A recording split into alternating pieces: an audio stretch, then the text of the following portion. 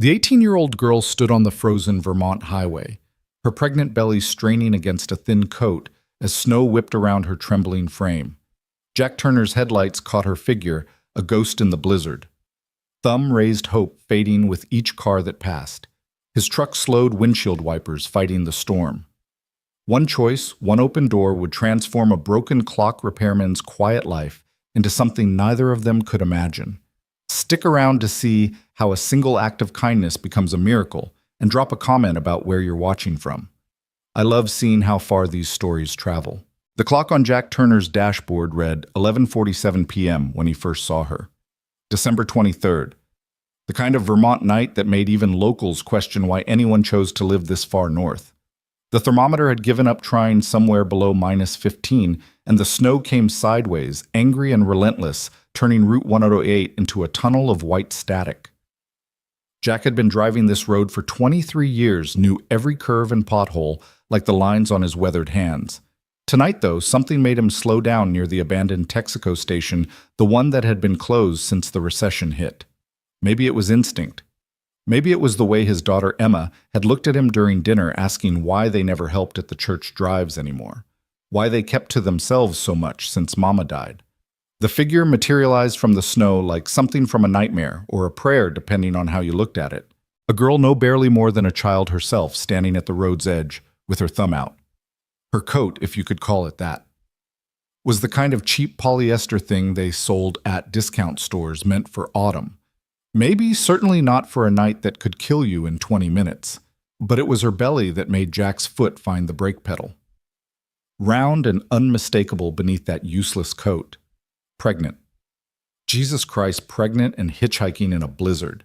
He'd picked up exactly 3 hitchhikers in his entire life.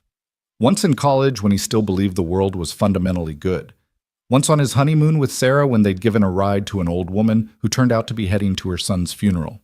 And once 5 years ago, 2 weeks after Sarah's death, when he'd picked up a man just to have anyone in the passenger seat who didn't know his wife was gone. This would be the 4th. The truck fishtailed slightly as he pulled over, hazard lights painting the snow orange in rhythmic pulses.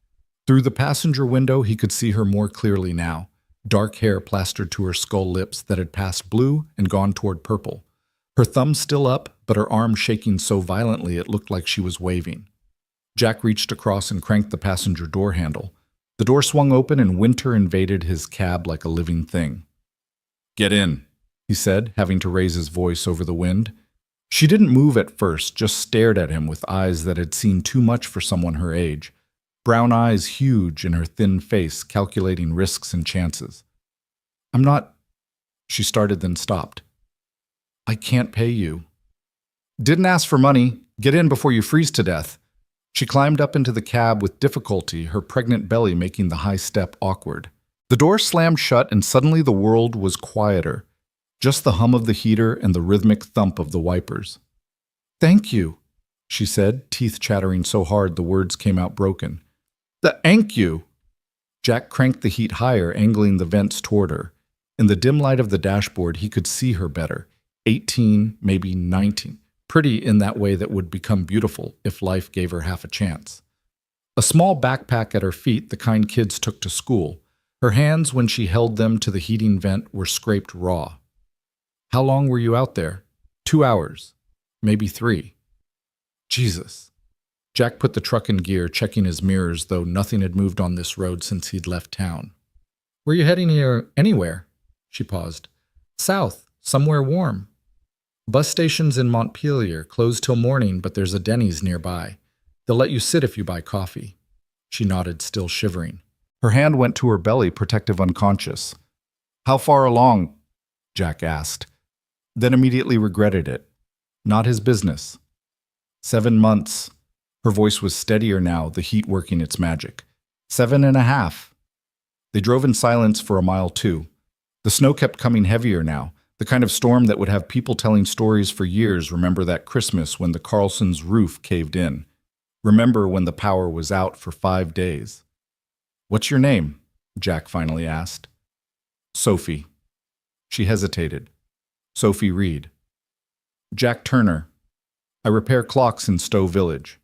She looked at him, then really looked.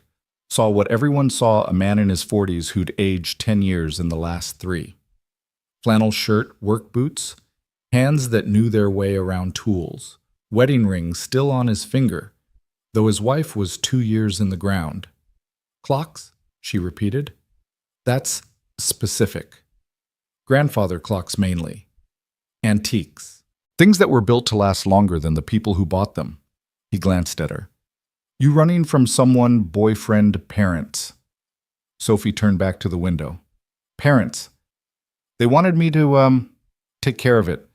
Said I was ruining my life, ruining their reputation. My dad's a select man in Woodstock. Image matters. And the father, the baby's father, tracked scholarship to Syracuse. His parents got lawyers involved. Made it clear I was on my own if I kept it. Jack felt the familiar anger rise in his chest, the kind he'd been feeling more often since Sarah died. Anger at the unfairness of everything, at how the world chewed up the vulnerable and spat them out. How old are you, Sophie? 18, turned 18 last month. They were approaching the turnoff to Montpelier, but Jack could barely see the exit sign through the storm. The radio turned low, crackled with emergency broadcasts. Stay off the roads, seek shelter, historic blizzard conditions. Listen, Jack said, surprising himself. This storm's getting worse. They're saying it might be the worst in 20 years. Montpelier's still 40 minutes in good weather, and this... He gestured at the white wall beyond the windshield. This isn't good weather. Sophie's hand tightened on her belly. I don't have money for a motel. I've got a cabin about 10 minutes from here. Nothing fancy, but it's warm. You can wait out the storm, leave in the morning when the roads are clear. She studied him with those 2 old eyes. You have a family. A daughter. Emma. She's 12. He swallowed. Lost my wife 2 years ago. Cancer. Something in Sophie's face softened.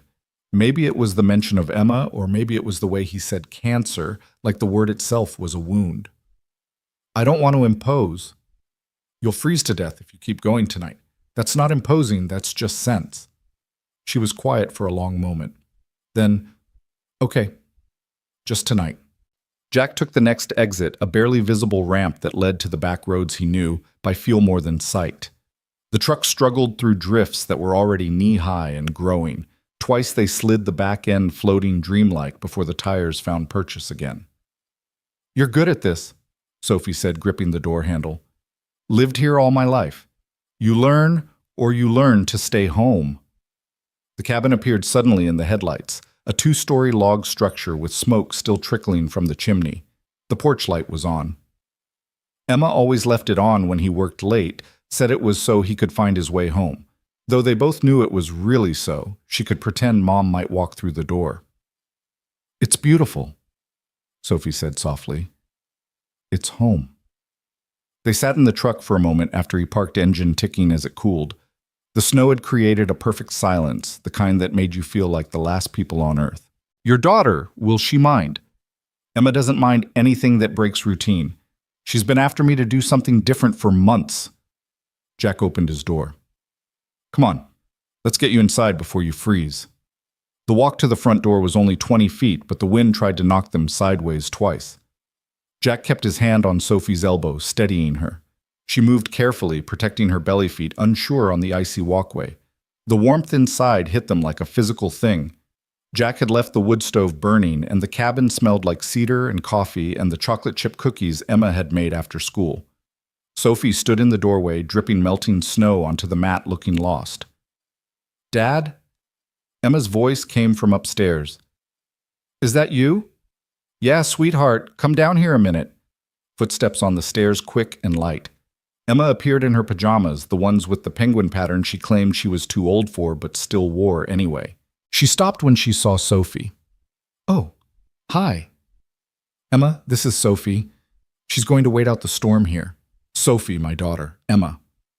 Emma's eyes went immediately to Sophie's belly, then back to her face.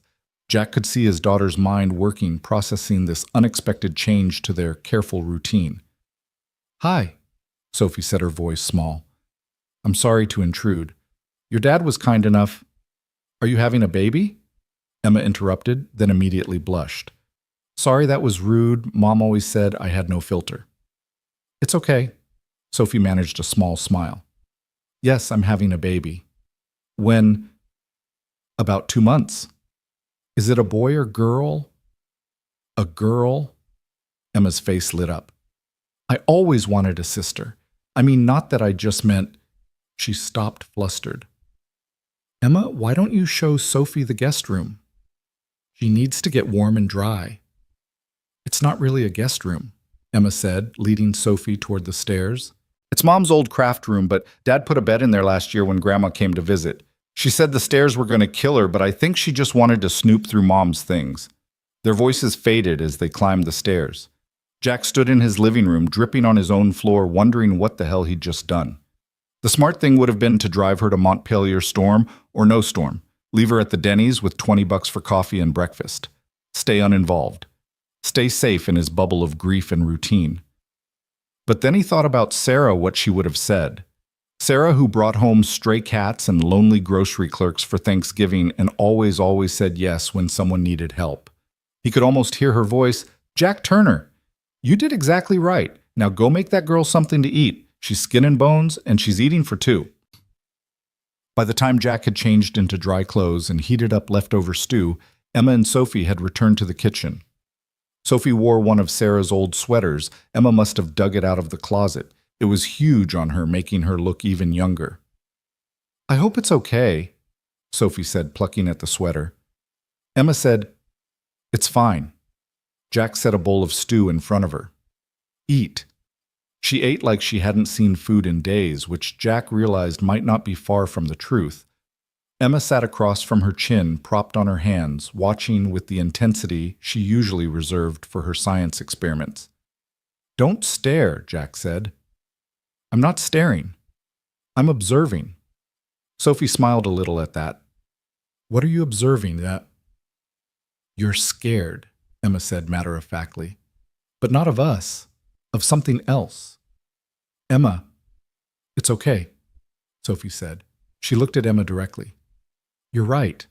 I am scared. Of having the baby. Of everything after. Emma considered this. My mom used to say being scared just means you're about to do something really brave. Sophie's eyes filled with tears. She blinked them back, but one escaped rolling down her cheek. Your mom sounds smart. She was, Emma said simply. She died, but she was really smart before that. The kitchen fell quiet except for the wind howling outside and the tick of the grandfather clock in the living room, one of the few Jack had kept for himself, its rhythm as familiar as his own heartbeat. You can stay, Emma announced suddenly. I mean, if you want. The storm's supposed to last 3 days, the radio said. Jack started to object. This was his decision, not Emma's, but something stopped him. Maybe it was the way Sophie's hand had gone protectively to her belly again. Maybe it was the way Emma looked more animated than she'd been in months. Or maybe it was just the sound of the storm outside reminding him how cruel the world could be to those without shelter. We'll see what the morning brings, he said finally. Sophie nodded, tears still threatening. Thank you. Both of you. I thank you. After dinner, Emma insisted on showing Sophie around the cabin, chattering about everything and nothing. This is where Mom painted. This is where Dad fixes clocks. This is my room. Do you want to see my rock collection? Sophie followed, patient and kind, asking questions that made Emma beam. Jack watched from the doorway, nursing a cup of coffee. The house felt different with Sophie in it, fuller somehow, like a clock that had been running slow suddenly finding its proper rhythm. Later, after Emma had gone to bed and Sophie had retreated to the craft room, Jack sat by the wood stove feeding it logs for the night. The storm had intensified, wind screaming around the corners of the cabin.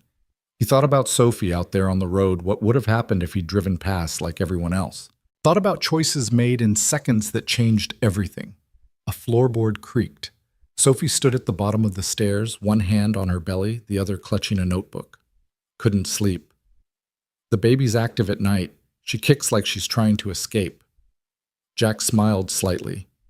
Emma was the same. Sarah used to say she was practicing her soccer moves.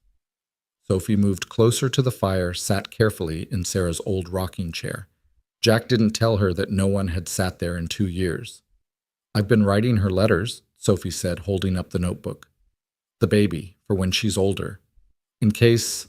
She trailed off. In case what? In case I have to give her up. So she knows I loved her even if I couldn't keep her. Jack felt something twist in his chest. Are you considering adoption? I don't know. Maybe. What kind of life can I give her? I'm 18, no job, no family support. I couldn't even keep myself warm tonight. You were doing what you had to do. Was I, or was I just running? She opened the notebook pages covered in neat handwriting. I write about everything, the first time I felt her kick, the foods she seems to like, the songs I sing to her. She paused. Tonight, I'll write about the man who stopped when no one else would. They sat in comfortable silence, watching the fire. The clock in the corner chimed midnight, Christmas Eve. Do you have traditions? Sophie asked. You and Emma. We used to, haven't done much since Sarah died. Emma pretends it doesn't matter, but it does. Yeah, it does. Sophie stood with difficulty, the notebook still in her hand. Maybe this year could be different. I mean, I'll be gone tomorrow or the next day, but maybe just having someone here. Maybe. Jack agreed. She said goodnight and headed back upstairs. Jack stayed by the fire, feeding it steadily, listening to the storm and thinking about traditions, about change, about the way life sometimes forced you to choose between safety and kindness. Around 2 a.m, he finally headed to bed. He paused at the craft room door, which was slightly ajar. Inside, he could hear Sophie singing softly a lullaby he recognized but couldn't name, singing to her unborn daughter in a stranger's house while the world raged white and deadly outside. He thought about knocking, asking if she needed anything, but sometimes he'd learned people just needed to know someone was near. So he went to his room, lay in his too-empty bed, and listened to the wind and the distant lullaby until sleep finally took him. He woke to Emma shaking his shoulder and weak sunlight streaming through the window. Dad, it snowed 5 feet. The road's completely gone. Jack sat up disoriented. The bedside clock read 9:17. He never slept that late. And Sophie's making breakfast. She said she wanted to contribute something, and I told her about the special Christmas Eve pancakes Mom used to make, and she said she knew how to make those, and Emma paused for breath. Can she stay? Please, just for Christmas. Through the floor, Jack could smell coffee and bacon and, yes, pancakes. Could hear Sophie moving around his kitchen like she belonged there. It's not that simple. Why not? She has nowhere to go. We have room, and it's Christmas. Jack looked at his daughter, really looked. She was smiling genuinely, smiling for the first time in months. The kind of smile that reached her eyes, the kind he'd been afraid he'd never see again. We'll ask her, he said finally. But if she wants to leave. Emma was already gone, thundering down the stairs. Sophie, Dad says you can stay for Christmas. That wasn't what he'd said, but as Jack pulled on his clothes and headed downstairs, he realized it was what he'd meant. The kitchen was transformed. Sophie had found Sarah's good plates, the ones they only used for holidays. She'd set the table with Emma's help. Jack could tell by the slightly crooked napkins, folded into shapes that were supposed to be swans, but looked more like wounded origami. I hope this is okay, Sophie said when she saw him. Emma said, It's perfect, Jack said, and meant it. They ate breakfast together, the 3 of them, while outside the snow continued to fall. Emma chattered about everything the fort they could build, the cookies they could bake, how Sophie could help decorate the tree they hadn't bothered to put up yet. We have a tree, Jack asked. In the barn. Mom always got one the first week of December, but... Emma shrugged. We didn't this year. We could get it today, Sophie offered. I mean, if you want help. Jack looked between them, his daughter bright-eyed with possibility. This stranger who wasn't quite a stranger anymore offering to help fill a tradition-shaped hole in their Christmas. Yeah, he said. Let's get the tree. It took all 3 of them to drag the artificial tree from the barn, fighting through drifts that came up to Emma's waist.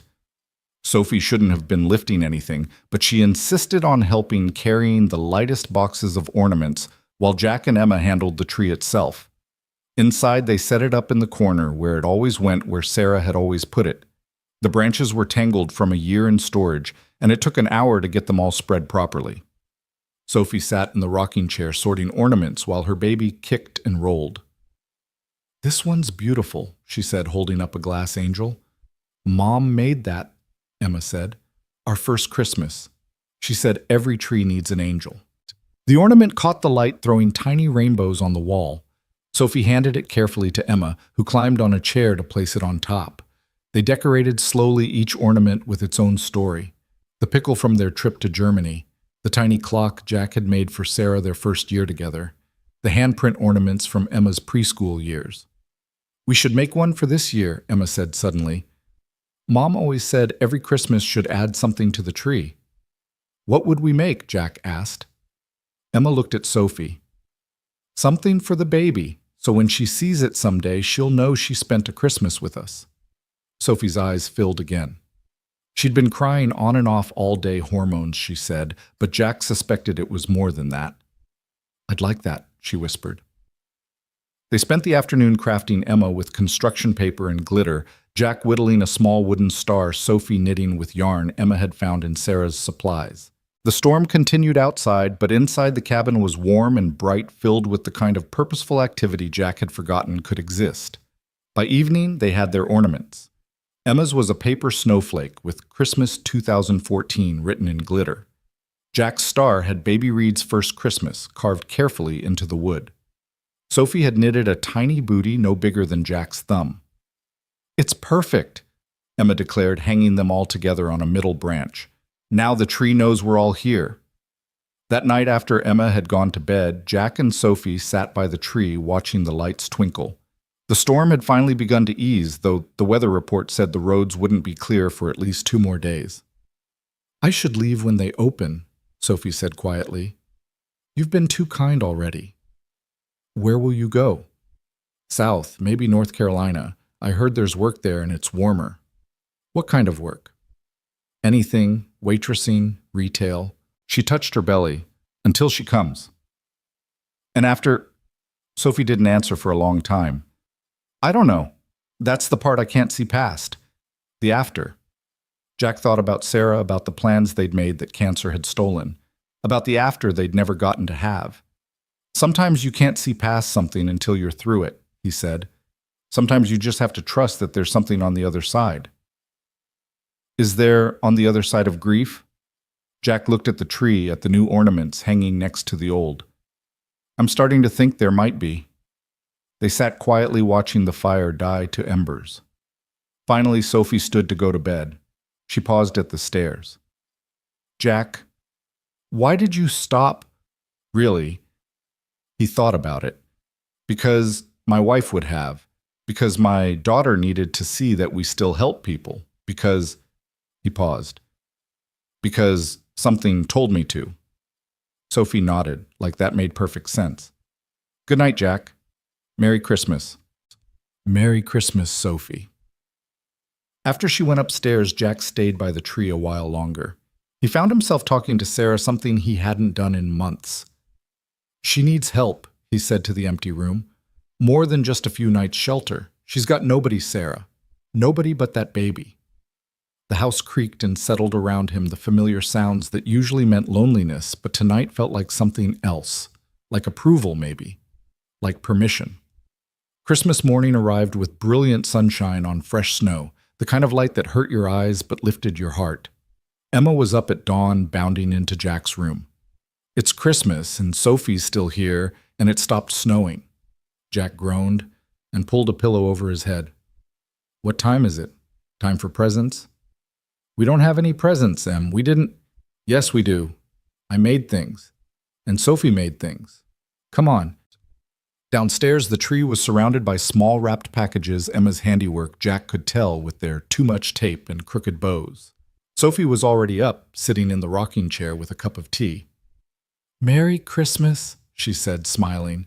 She looked better. The dark circles under her eyes had faded, and some color had returned to her cheeks. "Emma insisted on presents," she explained. "I hope it's okay."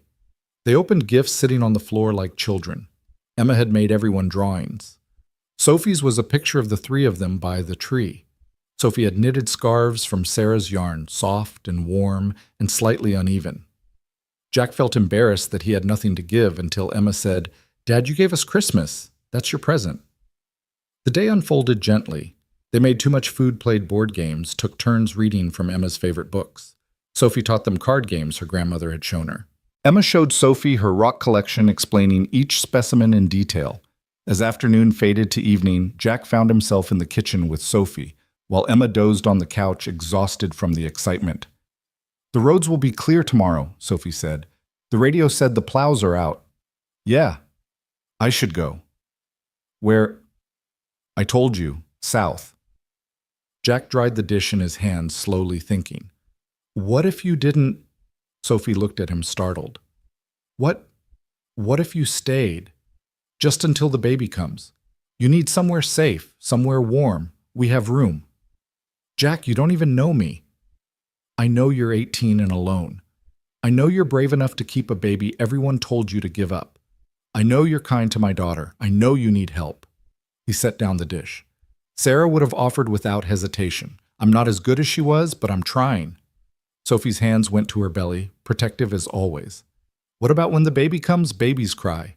They need things. It would disrupt your whole life." "My life's already disrupted. Has been for 2 years."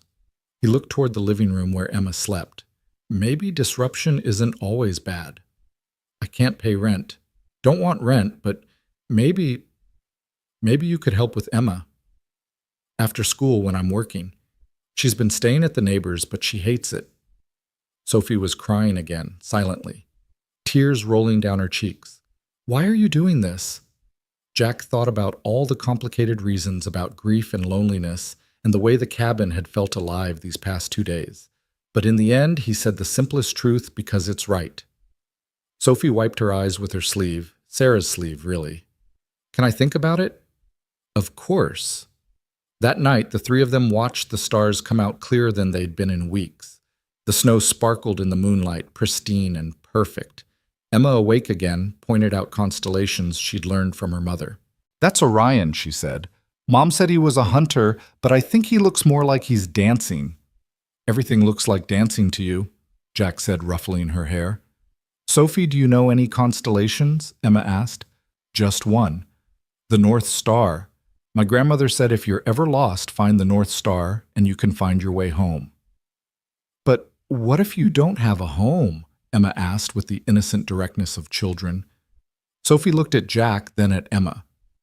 "Then maybe you follow it until you find one."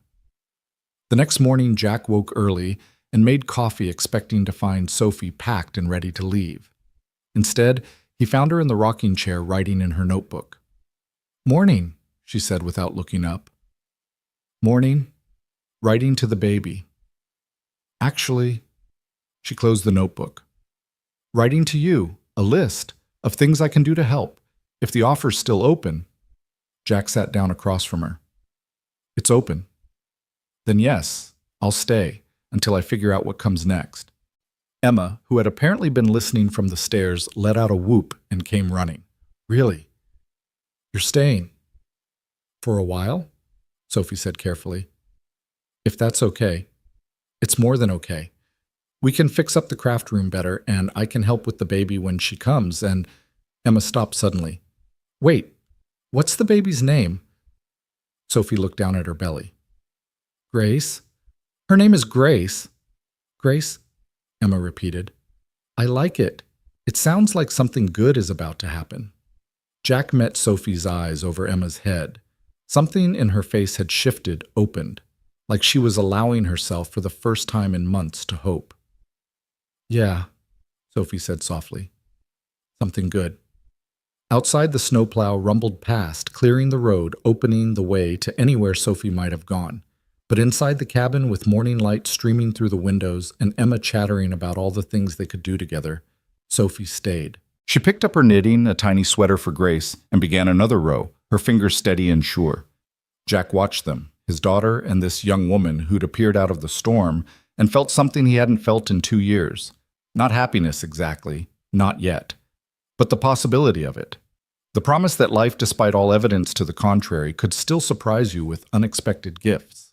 The grandfather clock in the corner chimed 9 times, marking the hour. marking the moment when three lonely people began the delicate process of becoming something else. Something more. A family, maybe. In time. But for now, it was enough that they were warm, they were safe, and they were together. The storm had passed, leaving the world white and new and full of possibilities. Sophie began a new letter in her notebook. Dear Grace, today I found something I wasn't looking for. A man who fixes broken clocks, and a girl who collects rocks and sees dancers in the stars. They've given us shelter, but more than that, they've given us hope. Your mama was lost, little one, following her North Star down an empty highway. But sometimes, if you're very lucky, the star leads you exactly where you need to be. Sometimes it leads you home. The weeks that followed Christmas melted into each other like snow running off the roof in sudden January sunshine. Sophie had unpacked her meager belongings into the craft room, which Emma insisted on calling Sophie's room. Now, though Sophie still felt like she was borrowing someone else's space. Sarah's supplies still filled the closets, yarn sorted by color canvases that would never be painted, brushes standing at attention in mason jars like soldiers waiting for orders that would never come. You can move those things, Jack had said one morning, finding Sophie carefully working around a stack of oil paints. Sarah wouldn't mind, but Sophie had shaken her head. They're not bothering me. Besides, sometimes Grace kicks extra hard when I'm near the yarn. I think she likes the colors. It was these small kindnesses that undid Jack the way Sophie treated Sarah's memory with such tenderness, as if she understood that grief needed space to breathe in a house before it could start to heal. The routine they developed came naturally without discussion or planning. Sophie woke early, her pregnant body uncomfortable in any position for long, and started the coffee. Jack would find her at the kitchen table, writing in her notebook by the light of a single lamp, the rest of the house still dark. Another letter to Grace, he'd ask. Always. She'd reply, not looking up. I want her to know everything, even the small things, especially the small things. By the time Emma thundered down the stairs, breakfast would be ready. Nothing fancy, just eggs and toast, sometimes pancakes if Sophie felt ambitious. Emma had taken to Sophie with the fierce loyalty of a child who'd been lonely too long, following her around the house, asking endless questions about the baby. Can I feel her kick? Does she have hair yet? What if she doesn't like me? Impossible, Sophie would say to that last one, guiding Emma's hand to the spot where Grace was performing her morning gymnastics. She already knows your voice. You're going to be her favorite person. Jack watched these interactions from the doorway of his workshop, where he'd relocated his clock repair business after Sarah died, unable to face the sympathy of customers at the shop in town. The steady tick-tock of multiple timepieces filled the barn, a mechanical heartbeat that had once comforted him, but now seemed to mock the way time kept moving without Sarah. But something was shifting. The clocks didn't sound mournful anymore. They sounded like possibility. One afternoon in late January, Sophie struggled to get comfortable in the rocking chair, her belly now huge at 8 months. Jack was adjusting the escapement on a particularly stubborn grandmother clock when she appeared in his workshop doorway. Jack, I need to tell you something. He set down his tools, worried. Is it the baby? Are you... No, Grace is fine. It's just... She moved into the workshop, running her finger along the edge of his workbench. My parents called the Thompsons. The neighbors, they wanted to know if anyone had seen me. Jack's hands stilled. What did the Thompsons say? Nothing. Mrs. Thompson told them she hadn't seen any young pregnant girls around, but Jack, if they're looking... She trailed off, one hand protective on her belly. They can't make you go back. You're 18. I know, but my father, he's persistent. He doesn't like loose ends, and a pregnant daughter who ran away is a pretty big loose end. That evening, after Emma was asleep, Jack found Sophie on the porch, despite the cold, wrapped in one of Sarah's quilts, watching the stars. You're scared they'll find you, he said, settling into the chair beside her. I'm scared they'll make me feel like that girl again. The one who was ruining everything just by existing. She pulled the quilt tighter. Here with you and Emma, I don't feel like her. I feel like maybe I could actually do this. Be a mother. Be something more than a disappointment. You are more than that. How do you know you've known me a month? Jack thought about it. I know because I watch you with Emma. I see how patient you are when she asks the same question 5 times. I see how you've brought music back into this house. Don't think I haven't heard you singing while you cook. I see how you treat Sarah's things with respect, how you've made yourself useful without being asked. He paused. I see how you love that baby already, even though she's brought you nothing but trouble. Sophie was crying again. She cried so easily these days. She hasn't brought me trouble. She brought me here. Then maybe, Jack said carefully, you should stop running from where you came from and start running toward where you're going. The next morning, Sophie asked to borrow the truck. I need to get some things for Grace. I've been putting it off, but she gestured at her belly. Running out of time. I'll drive you. No, I should do this myself, please. Jack handed her the keys, worried but trying not to show it. The roads are clear, but if you feel any contractions, I'll come straight back, promise. She was gone for 4 hours. Jack repaired exactly nothing, spending the time pacing between the window and his workbench. Emma, home from school with a cold, noticed his distraction. She'll come back, Dad. How do you know? Emma held up Sophie's notebook left on the kitchen table. She wouldn't leave this. It's all her letters to Grace. When Sophie finally returned, the truck bed was full of secondhand baby items, a crib, a car seat, boxes of tiny clothes. Where did you get all this? Jack asked, helping her unload. Goodwill mostly, and she hesitated. I went to the church in town. They have a program for young mothers. The woman there, Mrs. Chen, she was kind. Didn't ask questions, just helped. That's good, Sophie, I gave her my real name and this address. Jack stopped a box of diapers in his arms. Okay. I'm tired of hiding. If my parents want to find me, let them. I'm not going back, but I'm not going to live in fear either. She took the box from him. Besides, Mrs. Chen said something that made sense. She said sometimes the bravest thing you can do is stay still and let the world catch up to you. That night, they set up the crib in Sophie's room. Emma directed operations with the seriousness of a battlefield general, insisting the crib needed to be by the window so Grace could see the stars, but not so close that she'd get cold. It needs to be perfect, Emma said. This is her first real thing, her first piece of the world that's just hers. Sophie stopped sorting baby clothes to hug Emma tight. You're going to be an amazing big sister. I'm not really her sister, though. Sure you are. Family isn't just blood, Em. Family is who shows up. Jack, wrestling with crib assembly instructions that seemed to be written in a language he didn't speak, felt something loosen in his chest. Sarah used to say the same thing usually when his difficult brother would cancel another visit, or his parents would make another excuse for missing Emma's birthday. Over the next week, the craft room transformed into a nursery. Not a Pinterest-perfect nursery, they didn't have the money for that, but something better. Emma painted a mural on one wall, a night sky full of dancing constellations. Jack built shelves from reclaimed barnwood. Sophie knitted blanket after blanket, her fingers flying, even when her eyes were closed, muscle memory from her grandmother's teaching taking over.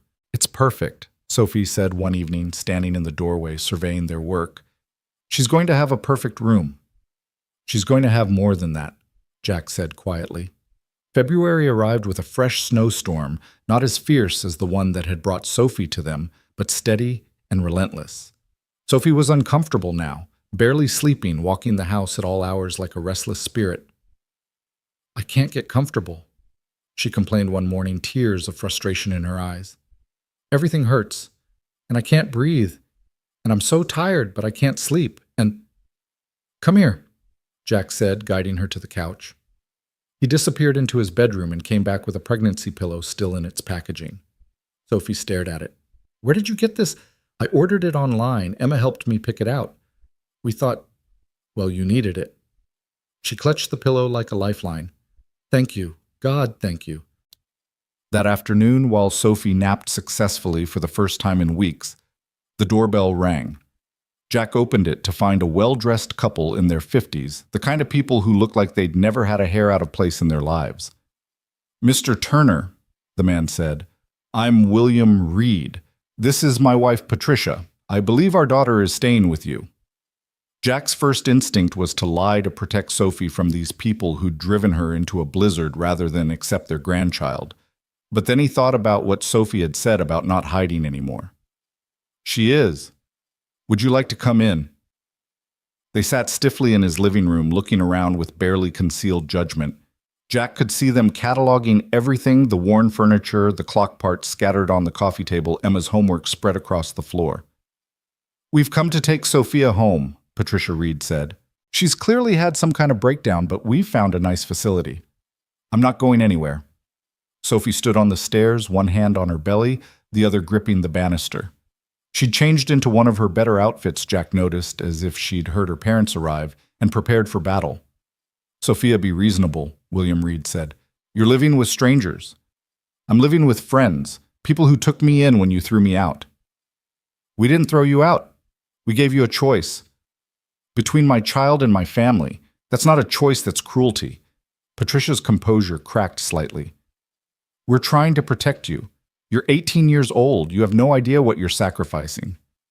I know exactly what I'm sacrificing. College, probably. The life you planned for me, definitely. Your approval, absolutely. Sophie came down the stairs slowly, deliberately. But I know what I'm gaining too. This baby dad mom, she's not a mistake.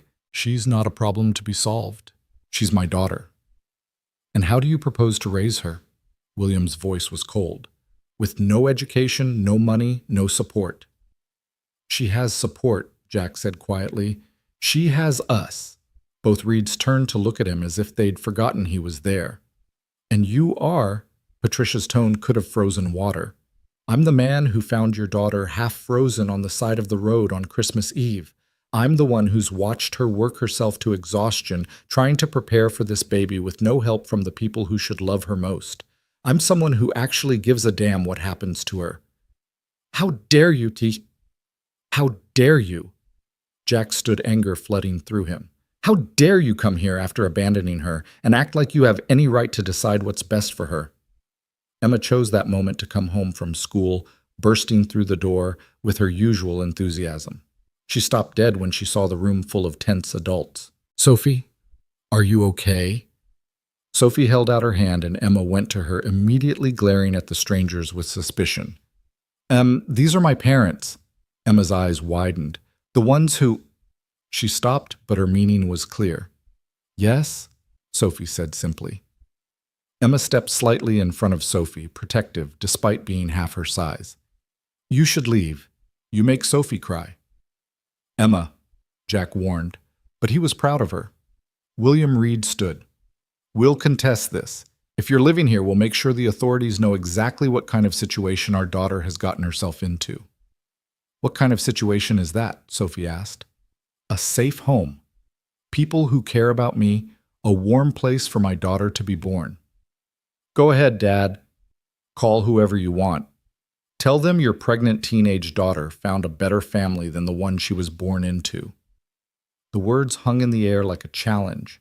Patricia Reed's face crumpled for just a moment, showing something that might have been regret, but William took her arm and steered her toward the door. This isn't over, he said. Yes, it is, Sophie replied. It was over the day you chose your reputation over your daughter. After they left, Sophie collapsed on the couch, shaking. Emma curled up beside her, and Jack sat on her other side, the three of them forming a protective circle. They'll be back, Sophie whispered. Let them come, Jack said. This is your home now. They can't change that. Home? Sophie repeated like she was tasting the word.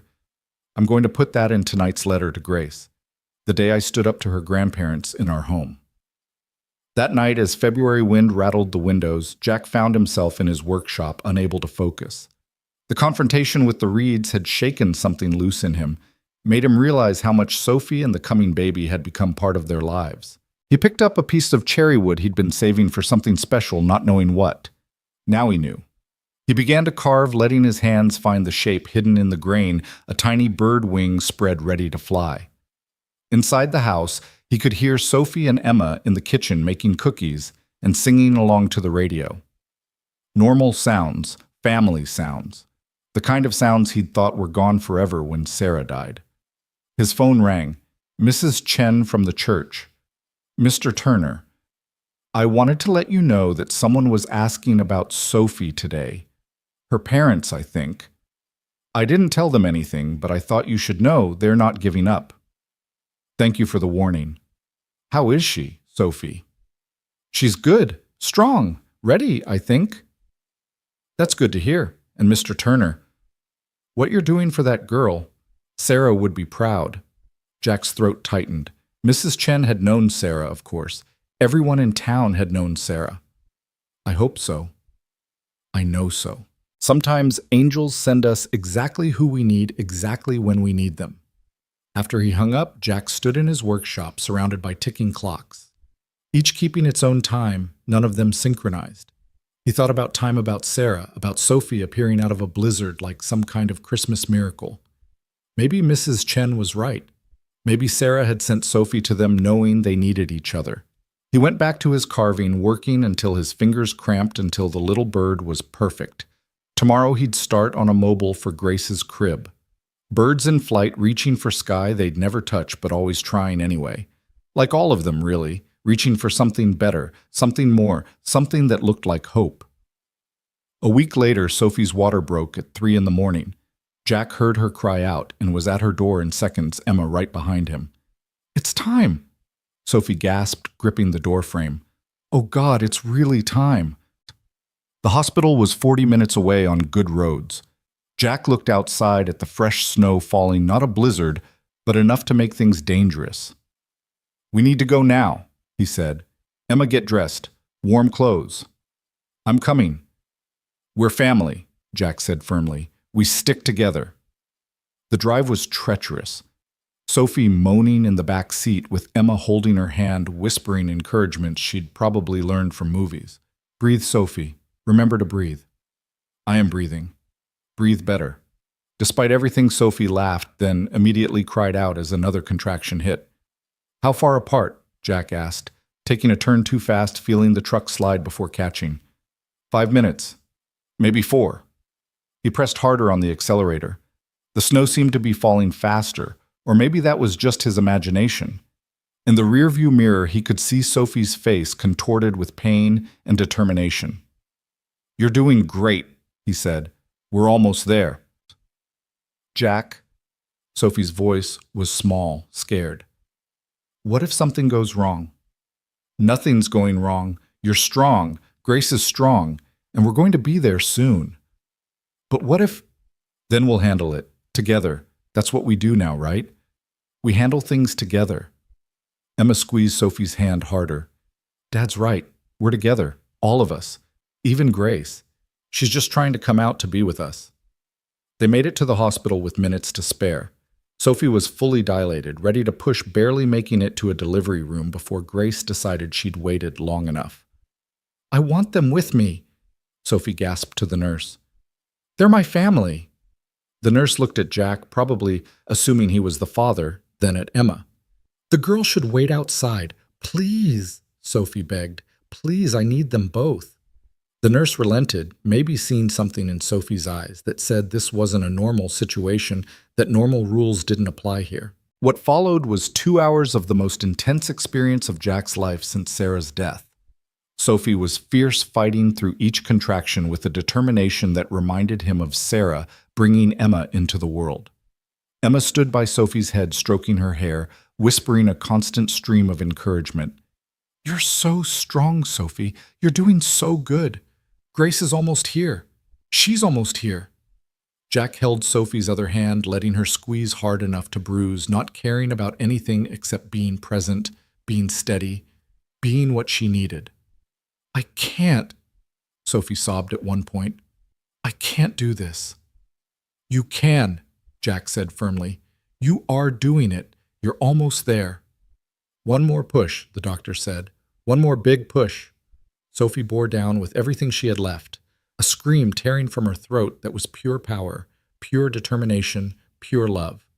And then suddenly, a different cry filled the room, tiny, indignant, absolutely perfect. It's a girl, the doctor announced, unnecessarily placing the squirming vernix-covered baby on Sophie's chest. Sophie was sobbing, laughing, shaking all at once. Hi, Grace. Hi, baby girl. I'm your mama, and I love you so much. Emma was crying too, and when Jack looked at her, he realized he was as well. They stood there, the three of them, clustered around this tiny new life, and Jack felt something shift in the universe, pieces clicking into place that he hadn't even known were scattered. "She's perfect," Emma breathed. "Look at her tiny fingers." Grace was indeed perfect, with a full head of dark hair like her mother's, and a powerful set of lungs that she was using to express her displeasure at being born. "Do you want to cut the cord?" the nurse asked Jack. He looked at Sophie, who nodded. His hands were steady as he made the cut, separating Grace from her mother physically, but not in any way that mattered. Later, after Grace had been cleaned and measured and declared healthy, after Sophie had been moved to a recovery room after the adrenaline had worn off, leaving them all exhausted, Jack sat in a chair holding Grace while Sophie slept. The baby was impossibly small in his arms, reminding him of holding Emma for the first time. But this was different. Emma had been his by blood, by law, by all the conventional measures. Grace was his by choice, by circumstance, by something that felt bigger than biology. "Hi, Grace," he whispered. "I'm Jack. I'm not your grandfather, not really, but I'm going to love you like one anyway. Your mama is very brave, you know, the bravest person I know. And Emma, that's the girl who's currently drooling on your mama's hospital bed. She's going to teach you everything about being fierce and funny and kind." Grace made a small sound, not quite a cry, more like acknowledgement. "And me? I'm going to teach you about time, how it moves in circles, not lines, how the important moments come back around if you're patient, how broken things can be fixed if you know where to look for the missing pieces." Sophie stirred, opened her eyes. "Is she okay?" "She's perfect. Want her back?" "Always." Jack transferred Grace carefully, watching Sophie's face transform with love and wonder as she looked at her daughter. "I did it," she whispered. "I really did it." "You did." "No, we did. I couldn't have... Jack, if you hadn't stopped that night..." "But I did stop. That's what matters." Emma woke up, then immediately alert. "Is Grace okay? Can I hold her?" Sophie showed Emma how to support Grace's head, how to hold her safe and secure. Emma's face was serious with responsibility and soft with wonder. "Hi, Grace," Emma said. "I'm Emma. I'm going to be your big sister, not by blood but by choice, which Mom always said was stronger anyway." Watching them, these three people who'd become his world, Jack thought about Sarah again, about loss and finding, about the way life could break you and remake you into something different, but not necessarily worse. About Grace, the concept, and the baby, and how both had arrived in a storm to save them all. "Thank you," Sophie said quietly, looking at Jack over Emma's head. "For everything." "Thank you," Jack replied, meaning it. "For coming out of the storm." Outside the hospital window, dawn was breaking over the mountains, painting the snow-covered peaks gold and pink. A new day, a new beginning. A family not born but built one choice at a time, one moment at a time, one act of love at a time. Sophie opened her notebook. Emma had thought to grab it, and began writing with her free hand while Grace nursed. "Dear Grace, you were born at 5:47 a.m. on February 14th, Valentine's Day, which is perfect because you are so loved. The first person to hold you after me was Jack, who saved us both on a snowy night. The first person to sing to you was Emma, who has been waiting for you since Christmas. The first sound you heard was my voice saying I love you, which I do more than all the stars you'll ever see. Welcome to the world, baby girl. Welcome to our family. Welcome home." The first weeks with Grace home were a blur of feedings and diapers. Cries in the night that had everyone stumbling through the hallways like sleepwalkers. Sophie moved through it all with a determination that impressed Jack, though he could see the exhaustion wearing on her dark circles under her eyes, growing deeper each day. "Let me take her tonight," Jack offered one evening when Grace was 3 weeks old, finding Sophie walking circles in the living room, the baby crying against her shoulder. "I've got it," Sophie insisted, but her voice cracked with fatigue. "Sophie, you haven't slept more than 2 hours straight since we came home. Give her to me." She hesitated, then carefully transferred Grace to his arms. The baby continued crying for a moment, then settled, perhaps recognizing the steady heartbeat of someone who'd walked this path before. "How do you do that?" Sophie asked, sinking into the couch. "Practice." Emma was colicky for 3 months. Sarah and I took shifts walking her around this same room. He adjusted Grace against his chest, began the familiar sway and bounce rhythm that seemed programmed into parental DNA.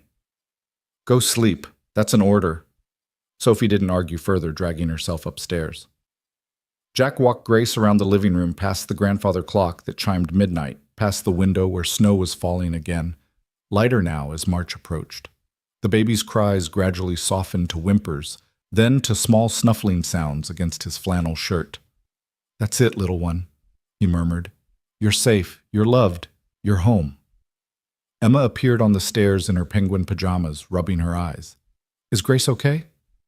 Just missing her mama. Why are you awake? Couldn't sleep. She came down curled up on the couch where Sophie had been. Dad, are we going to keep them forever? Jack continued his circuit of the room, considering his answer. I don't know about forever, but for as long as they need us. What if we need them too? The question hung in the air like a challenge to everything Jack had told himself about temporary arrangements and helping out. Because the truth was, they did need Sophie and Grace. The house felt complete with them in it, like a clock with all its parts finally working in synchronization. Then I guess we'll figure it out together, he said finally. Emma seemed satisfied with this, watching him walk Grace until her eyes grew heavy. Dad, I'm glad you stopped that night. Me too, sweetheart. Mom would be glad too. Jack's throat tightened. Yeah, she would. By the time Grace finally settled into deep sleep, Emma had dozed off on the couch. Jack covered her with Sarah's quilt, then carried Grace upstairs to the nursery. Sophie was passed out in her bed, one arm flung over her eyes, still fully dressed. He laid Grace in her crib, watched her for a moment to make sure she stayed settled, then carefully pulled a blanket over Sophie. In the hallway between their rooms, Jack stood for a moment listening to the quiet sounds of his household sleeping. It felt right in a way things hadn't felt right in 2 years. Not a replacement for what he'd lost, but something new growing in the space grief had carved out. The next morning brought unexpected visitors. Jack was in his workshop when he heard car doors slam multiple voices. Through the window, he saw not the Reeds' expensive sedan, but 2 younger people getting out of a beat-up Honda. Sophie's voice from the porch was shocked. Melissa, Tony. Jack came out to find Sophie being embraced by a young woman who looked enough like her to be a sister, while a lanky boy hung back, hands shoved in his pockets. Your parents have been telling everyone you lost your mind and ran away, Melissa was saying. But Mrs. Chen at the church told me where you really were. Sophie. Why didn't you call me? I thought you'd side with them. I'm your sister. I don't care what Mom and Dad say, you're my sister. The boy Tony apparently finally spoke. Is it true you had the baby? Yeah. Sophie's voice was defensive. Grace. Her name is Grace. Can we see her? Sophie looked at Jack, uncertain. He nodded. Bring them in. Emma's giving her a bottle in the kitchen. The kitchen was chaos within minutes. Melissa, who turned out to be Sophie's older sister by 2 years, immediately fell in love with Grace. Tony, 17 and clearly overwhelmed, stood awkwardly by the door until Emma took pity on him and started showing him her rock collection. She's beautiful, Melissa said, cradling Grace with practiced ease. She looks just like you did as a baby. You remember that? I remember everything, including how Mom and Dad acted when you told them you were pregnant. Melissa's face hardened. It was wrong, Sophie. What they did was wrong. They were protecting the family reputation. Bullshit. The word cracked like a whip. They were protecting themselves, their image, their standing at the country club. Tony had moved closer, peering at Grace with curiosity. She's so small. All babies are small, dummy, Melissa said, but her tone was affectionate. I know that. I didn't think about Sophie being a mom. She's only a year older than me. Sophie reached out and took her brother's hand. I didn't think about it either until it happened. But Tony, she's not a mistake. She's not what Mom and Dad said she was. I know. His voice was quiet. I told them that. That's why they grounded me. You stood up to them. Someone had to. After you left, the house got really quiet, like scary quiet. Mom cries when she thinks no one's watching. Dad just works all the time. He shrugged, trying for casual and missing. It sucks. Melissa handed Grace back to Sophie. We can't stay long. If they find out we came here, They'll kick you out too. Maybe, probably. Melissa met Sophie's eyes. But you're my sister. Grace is my niece. That matters more than their approval. They stayed for 2 hours, Melissa catching Sophie up on family news, Tony playing some complicated card game with Emma that seemed to involve a lot of shouting. Jack made sandwiches, observing the siblings seeing the shapes of the family Sophie had lost. As they prepared to leave, Melissa pulled Jack aside. Thank you for taking care of her. She needed someone, and we failed her. She's taking care of herself. We're just providing space for her to do it. It's more than that. Melissa glanced at Sophie, who was showing Tony how to hold Grace. She's different, stronger. Before, with our parents, she was always trying to be perfect to earn their love. Here, she just is. She's remarkable, Jack said simply. Yeah, she always was. Parents just couldn't see it. After they left with promises to visit again and secret phone numbers exchanged, Sophie sat in the rocking chair with Grace, tears streaming down her face. They came, she kept saying. They actually came. Family shows up, Emma said matter-of-fact as always. The real kind, anyway. That evening, while Sophie nursed Grace and Emma did homework at the kitchen table, Jack's phone rang. The number was unfamiliar. Mr. Turner, this is Daniel Morrison from Morrison, Keller and Associates. Lawyers. Jack's stomach clenched. Yes. I'm representing William and Patricia Reed in the matter of their daughter Sophia Reed and their granddaughter. We need to discuss arrangements for the child. What kind of arrangements? My clients are prepared to offer a substantial sum for legal guardianship of the infant. They feel, given their daughter's age and circumstances, that this would be in everyone's best interest. Jack's hand tightened on the phone. They want to buy Grace. Sophie's head snapped up from across the room, eyes wide with panic. That's a crude way of putting it. They want to provide for their granddaughter's future. And Sophie would be free to pursue her education and life goals without the burden of single motherhood. I see. And what does Sophie think about this generous offer? We haven't approached Miss Reed directly. We thought it best to go through you as the current housing provider. Jack looked at Sophie, who was clutching Grace tight, shaking her head violently. Mr. Morrison, you can tell the Reeds that Grace is not for sale. Neither is Sophie's motherhood. If they want a relationship with their granddaughter, they can start by accepting their daughter. Good evening. He hung up before the lawyer could respond. They want to take her, Sophie whispered. They want to take my baby. They can't. You're her mother. You're an adult. They have no legal grounds. They have money, lawyers, connections. Jack crossed the room, knelt in front of the rocking chair. Sophie, look at me. They cannot take Grace. I won't let them. How can you stop them? Because I know every judge in this county. Because Sarah's uncle is the district attorney. Because this community protects its own, and you're one of ours now. He put his hand over hers where it rested on Grace's back. Because I will fight them with everything I have before I let them destroy what you've built here. Emma had abandoned her homework to stand beside Sophie's chair. Me too. I'll fight too. We all will, Jack said firmly. That night, Sophie wrote in her notebook for longer than usual. Jack could hear her pen scratching across paper until well past midnight. In the morning, he found her at the kitchen table, notebook closed in front of her. I've been thinking, she said, about the future. Jack poured coffee, waited.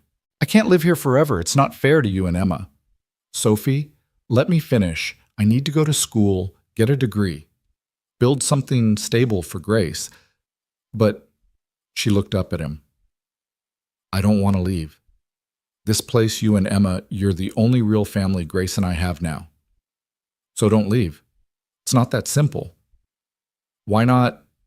Jack sat across from her. There's a community college in Montpelier, 30-minute drive. They have a nursing program. I looked it up. Sophie stared at him. You looked it up? Emma did, actually. She's convinced you should be a nurse because you're good at taking care of people. I can't afford financial aid, grants for single mothers, work-study programs. Sophie, if you want to go to school, we'll find a way. And Grace? We'll figure it out. Emma's in school most of the day.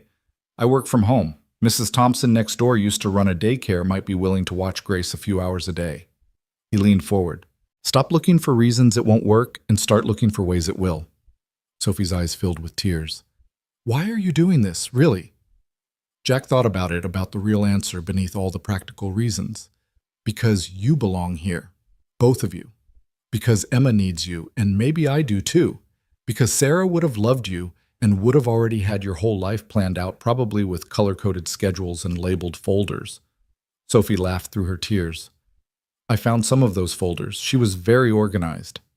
Desperately organized. It was adorable and terrifying. They sat quietly for a moment, Grace starting to fuss in her bouncy seat. Sophie picked her up, settled her for nursing.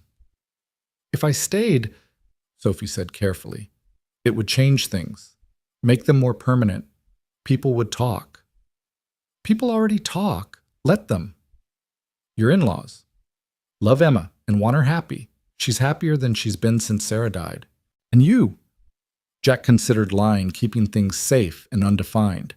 But Sophie deserved truth. I'm happier too. Not the same happy as before that's gone, but something new. Something I didn't think I'd feel again. Sophie studied his face. Okay. Okay, I'll stay. I'll apply to the community college. We'll figure it out. Emma, who'd obviously been listening from the stairs, let out a whoop and came running. Really?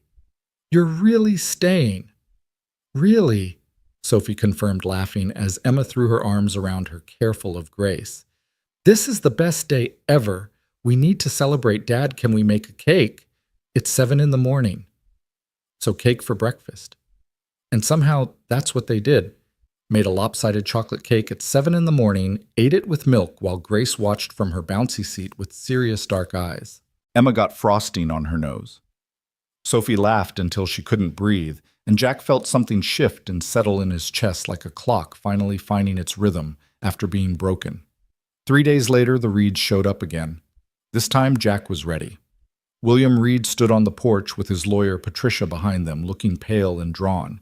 Sophie was upstairs with Grace, but Jack had called Sarah's uncle, District Attorney Tom Mitchell, who stood beside him. Mr. Reed, Tom said pleasantly, I hear you're trying to buy your granddaughter. William's face flushed. That's not, we're trying to ensure she has proper care. She has proper care. I've been out here myself, seen the setup. Sophie's doing a fine job. She's 18, and legally an adult, making her own decisions, raising her daughter with help from good people. Tom's voice hardened. Now you can either accept that and try to build a relationship with your daughter and granddaughter, or you can keep pushing this and find out just how unfriendly this county can be to outsiders who try to break up families. The lawyer whispered urgently to William, who looked like he wanted to argue, but thought better of it. Patricia stepped forward suddenly. Can I see her, the baby? Everyone turned to look at her. Patricia, William started. I just want to see her, Patricia said, and for the first time she looked less like a perfect political wife and more like a grieving grandmother. Please. Jack looked up at the window where Sophie stood, watching Grace in her arms. She hesitated, then nodded. Come in, Jack said. Just you. Patricia followed him inside, William sputtering on the porch. Sophie came downstairs slowly, Grace awake and alert in her arms. Hi, Mom, Sophie said quietly. Patricia's composure crumbled entirely. Oh, Sophia, she's beautiful. Do you want to hold her? Patricia nodded, unable to speak. Sophie carefully transferred Grace, who looked up at her grandmother with those serious dark eyes. Her name is Grace, Sophie said. Grace Patricia. Patricia looked up sharply. You gave her my name. You're still my mother. That hasn't changed. Patricia sank into the couch, cradling Grace like she was made of spun glass. I've missed so much already. She's almost 6 weeks old, and I've missed everything. That was your choice, Sophie said, not unkindly but firmly. Your father made his position clear. What's yours? Mom. Patricia looked at Grace, then at Sophie. I want to know my granddaughter. She took a shaky breath. I want my daughter back. I never left. You pushed me away. I know. I was wrong. We were wrong. Patricia looked around the room, taking in the comfortable chaos of baby items mixed with clock parts and Emma's school projects. You've built a good life here. They're good people. Yes, I can see that.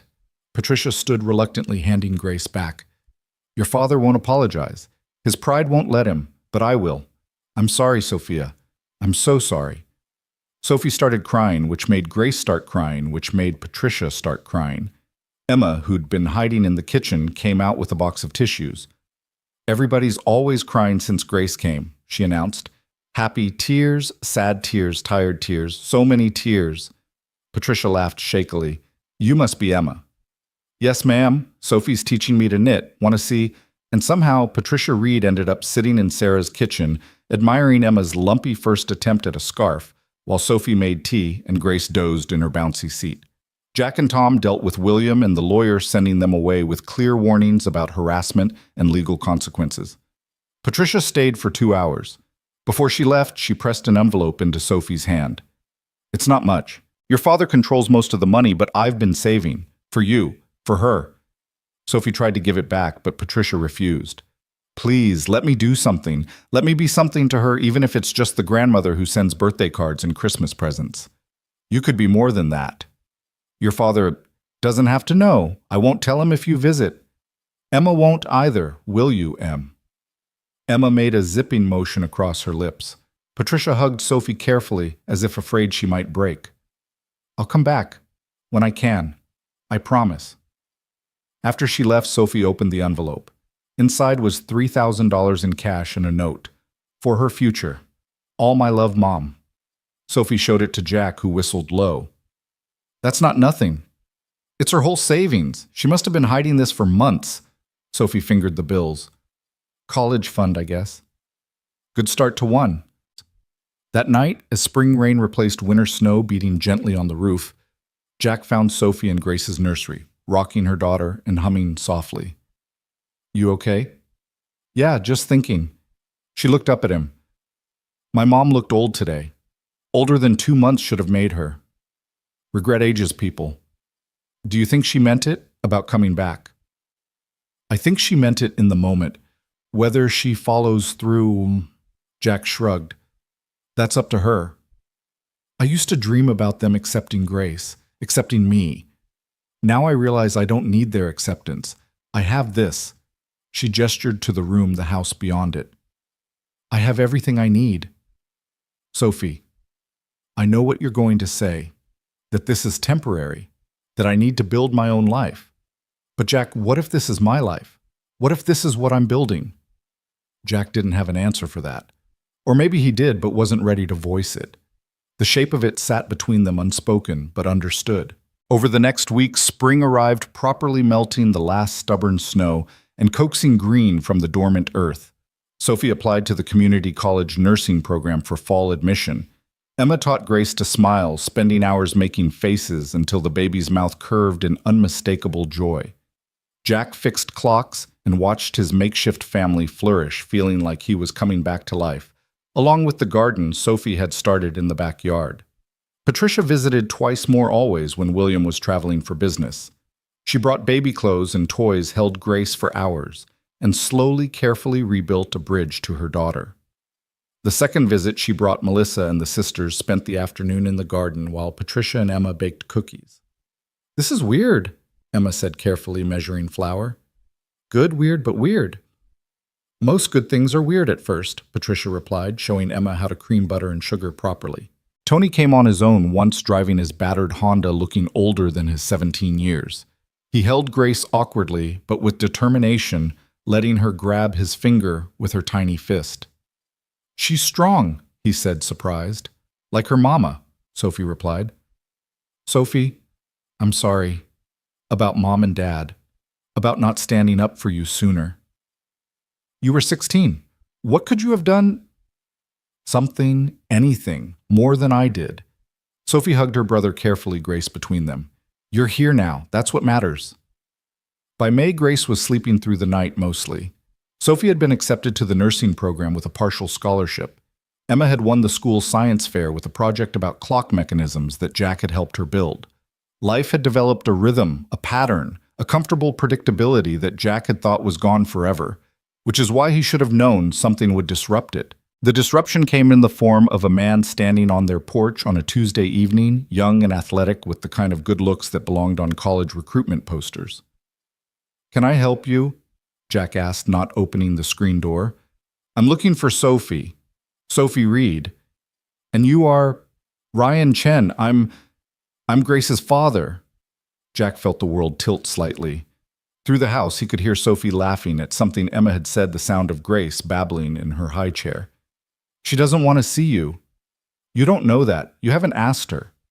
"I know you signed away your rights. Your parents paid lawyers to make sure you had no obligations." Ryan's face flushed. "That was my parents, not me. I was 17, I didn't know." "You knew enough to let her face this alone." "Please, I just want to see her, to explain."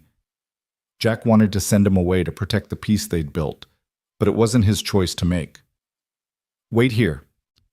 He found Sophie in the kitchen, Grace in her arms, applesauce in both their hair. "Sophie, Ryan Chen is on the porch." The color drained from her face. "Ryan, he's here." "I can send him away." Sophie stood slowly, handed Grace to Emma. "No, I need to do this." She walked to the front door like she was walking to an execution. Jack stayed close, ready to intervene if needed. Ryan stood when he saw her, his eyes going immediately to her no longer pregnant body. "Sophie, you look good. What do you want Ryan to apologize, to explain?" He shifted nervously. "To see her, the baby. Grace, her name is Grace." "Grace." He tested the name. "Can I see her Why, your parents made it very clear you wanted nothing to do with her." "My parents were wrong. I was wrong. Sophie, I was scared. 17 and headed to Syracuse on a full ride. My parents said they'd disown me if I acknowledged the baby. But I've been thinking about her, about you, every day." Sophie studied him for a long moment. "You're still at Syracuse?" "Yeah, sophomore year, running track." He paused. "I told my girlfriend about Grace. She said I needed to make things right." "Girlfriend," Sophie said flatly. "It's not like that. You and I, we weren't together even before you got me pregnant and abandoned me." Ryan flinched. "I deserve that." "You deserve worse." They stood in awkward silence. Then Grace's babbling carried from the kitchen, followed by Emma's laugh. "She sounds happy," Ryan said softly. "She is happy. We're happy. Sophie gestured to the house behind her. "My family." Ryan looked at Jack for the first time, really looked. "You're not—" "I'm a friend," Jack said. "Someone who gives a damn what happens to them." "Can I just see her? Once I won't ask for anything else." Sophie looked back at Jack, who shrugged. Her choice. "Once," she said. 5 minutes. She led Ryan to the kitchen where Emma was attempting to feed Grace more food, ending up on the floor than in the baby's mouth. "Grace," Sophie said softly, "there's someone here to see you." Ryan stopped in the doorway, staring at his daughter. Grace looked back at him with her serious dark eyes, his eyes, Jack realized. The resemblance was unmistakable. "She's perfect," Ryan whispered. "Yes, she is. She has my mom's eyes, my grandmother's. The ones your parents paid lawyers to make sure she'd never legally have." Ryan closed his eyes. "Sophie, I'm sorry. I'm so sorry." "Sorry doesn't change anything." "I know." He opened his eyes, looked at Grace again, then at Sophie. "I won't contest the adoption." "What adoption?" "When you get married, your boyfriend." He gestured at Jack. "When he adopts her. I won't fight it." Sophie laughed, sharp and bitter. "Jack's not my boyfriend. He's the man who found me freezing to death on the side of the road when I was 7 months pregnant. He took me in when my parents kicked me out and yours threatened me with lawyers." Ryan's face went white. "Your parents kicked you out. What did you think would happen, that they'd be thrilled their 18-year-old daughter was pregnant?" "I didn't think—" "No, you didn't. You didn't think about me at all." Emma had been watching this exchange with sharp eyes. Now she stood lifting Grace from her high chair. "You should go," Emma said to Ryan. "You're upsetting Sophie." I'm not. Ryan started, then stopped. A 12-year-old was protecting Sophie from him. The shame on his face was complete. Yeah, I should go. He pulled out his wallet, extracted several bills. For her, for Grace. Sophie didn't take it. We don't need your money. Please, it's not much, but we don't need your money. Each word was carved from ice. Ryan put the money away slowly. Would it be okay if I sent things sometimes? Not to see her, just birthday presents. Christmas. Sophie looked at Grace, who was playing with Emma's necklace, oblivious to the drama around her. I'll think about it. Ryan nodded, defeated. I really am sorry, Sophie, for all of it. He left quickly, almost running to his car. Sophie sank into a chair, shaking. You okay? Jack asked. I don't know. I thought I'd feel angry. I do feel angry, but also, she trailed off. Sad, relieved. He's not going to fight for her. He's not going to disrupt her life. She reached for Grace, who went to her happily babbling, Mama, mama. She's mine. Just mine. Ours, Emma corrected. She's ours. Sophie smiled shakily. Yeah, ours. That night, after everyone was asleep, Jack stood in his workshop, unable to focus on the mantel clock that needed repair. He kept thinking about Ryan's assumption that he and Sophie were together, that he would adopt Grace. The idea should have been ridiculous. He was 25 years older than Sophie, for God's sake. Old enough to be her father. But the way they lived, the way they moved around each other, the way they were raising the girls together, it did look like a family. It felt like a family. He picked up the wooden bird he'd carved for Grace's mobile, turned it over in his hands. Such a small thing, but it connected them.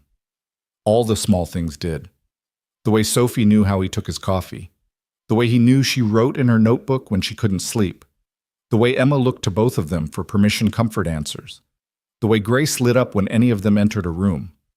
Not a romance maybe, but something. Something important. Something worth protecting. A soft knock interrupted his thoughts. Sophie stood in the doorway in one of Sarah's old robes, notebook in hand. Couldn't sleep. Grace is actually sleeping for once. My mind won't stop. About Ryan. About everything. She came into the workshop, touched the clocks lining the shelves. Do you ever wonder what would have happened if you hadn't stopped that night? Don't. Don't what? Don't go down that road. It leads nowhere good.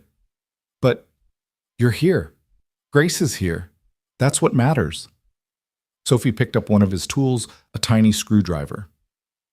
Ryan thought we were together. I know. Everyone probably thinks that. Probably. Doesn't it bother you? Jack considered his words carefully. What bothers me is the idea of you leaving because you're worried about what people think. I'm not leaving. Good. They stood quietly, surrounded by the ticking of multiple clocks, none quite in sync. I've been writing Grace about today, Sophie said finally. About meeting her biological father. I want her to know he came, that he saw her and thought she was perfect. That's generous of you. It's not for him, it's for her. Someday she'll ask, and I want to have answers that don't make her feel unwanted. She'll never feel unwanted. Not with you as her mother. Sophie's eyes filled. Do you really think I'm a good mother? I think you're an extraordinary mother. I watch you with her Sophie. The patience, the love, the way you put her needs before everything else. That's what good mothers do. I learned from Sarah. You never met Sarah? No, but I live in her house. I see her organization systems, her note-taking, her careful plans. I see how she raised Emma confident and kind and brave. I see how she loved you in all the pictures, all the little touches throughout this place. Sophie met his eyes. I learned from her ghost. Jack's throat was too tight to speak. Sophie stepped closer, rose on her toes, and kissed his cheek softly. Thank you, she whispered, for stopping, for everything. Then she was gone, leaving Jack alone with his clocks and his thoughts and the lingering warmth of her lips on his cheek. Summer arrived with a vengeance that year, turning Vermont into a green paradise that made everyone forget the brutal winter. Sophie started her classes at the community college in June, taking 2 summer courses to get a head start. Every morning, she'd kiss Grace goodbye, leave, detailed instructions for Jack that he didn't need, but pretended to study and drive off in the used Honda Civic they'd found for her. Patricia had contributed another $1,000, slipping it to Sophie during one of her secret visits. "You sure you're okay with this?" Sophie asked for the 100th time that first morning. Grace balanced on her hip while Jack packed the diaper bag. "Sophie, I raised Emma through the baby years. I can handle Grace for a few hours. But your work can be done during her naps. Go. Learn. Become the nurse you're meant to be." She'd hugged him then, quick and fierce, before running to her car. Jack stood on the porch with Grace watching the dust trail disappear down the road. The baby grabbed his nose, babbling something that sounded almost like words. "Just you and me today, little bird," he said, using the nickname that had stuck since he'd carved her mobile. "Let's try not to burn the house down." The first week was an adjustment. Grace, now 5 months old, had decided that rolling was her new favorite activity. Jack would set her on her playmat, turn to adjust a clock mechanism, and find her 3 feet away gumming the leg of a chair. Emma helped in the afternoons, reading to Grace with dramatic voices that made the baby shriek with laughter. "She's going to be smart," Emma declared, watching Grace grab for the book. "Look, she already wants to turn the pages.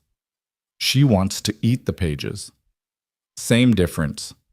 It was during the second week that Mrs. Thompson from next door stopped by, ostensibly to borrow sugar, but really to snoop. Jack knew the whole town was talking about their unconventional arrangement. "So the girl is in school now?" Mrs. Thompson asked, peering at Grace in her bouncy seat. "Sophie. Her name is Sophie, and yes, she's taking classes. And you're babysitting." "I'm helping. We're a household. We help each other." Mrs. Thompson's eyes narrowed with the kind of interest that meant this would be all over town by dinner. Sarah would find this all very interesting. Jack's jaw clenched. Sarah would have been the first to offer help. "Oh, I'm not criticizing, dear, just observing. The baby does look happy, and Emma seems to have taken to being a big sister." After she left, Jack sat with Grace on the porch, watching the summer clouds build over the mountains. "People are going to talk, little bird. About your mama, about me, about all of us. But you know what? Let them. We know who we are." Grace blew a spit bubble in response, which he took as agreement. Sophie came home that afternoon exhausted but exhilarated, full of stories about her anatomy professor and the other students, many of them also non-traditional, also fighting for second chances. "There's this woman, Maria, she's 42 with 3 kids. She said if she can do it, anyone can. And this guy, James, he was in the military using his GI benefits.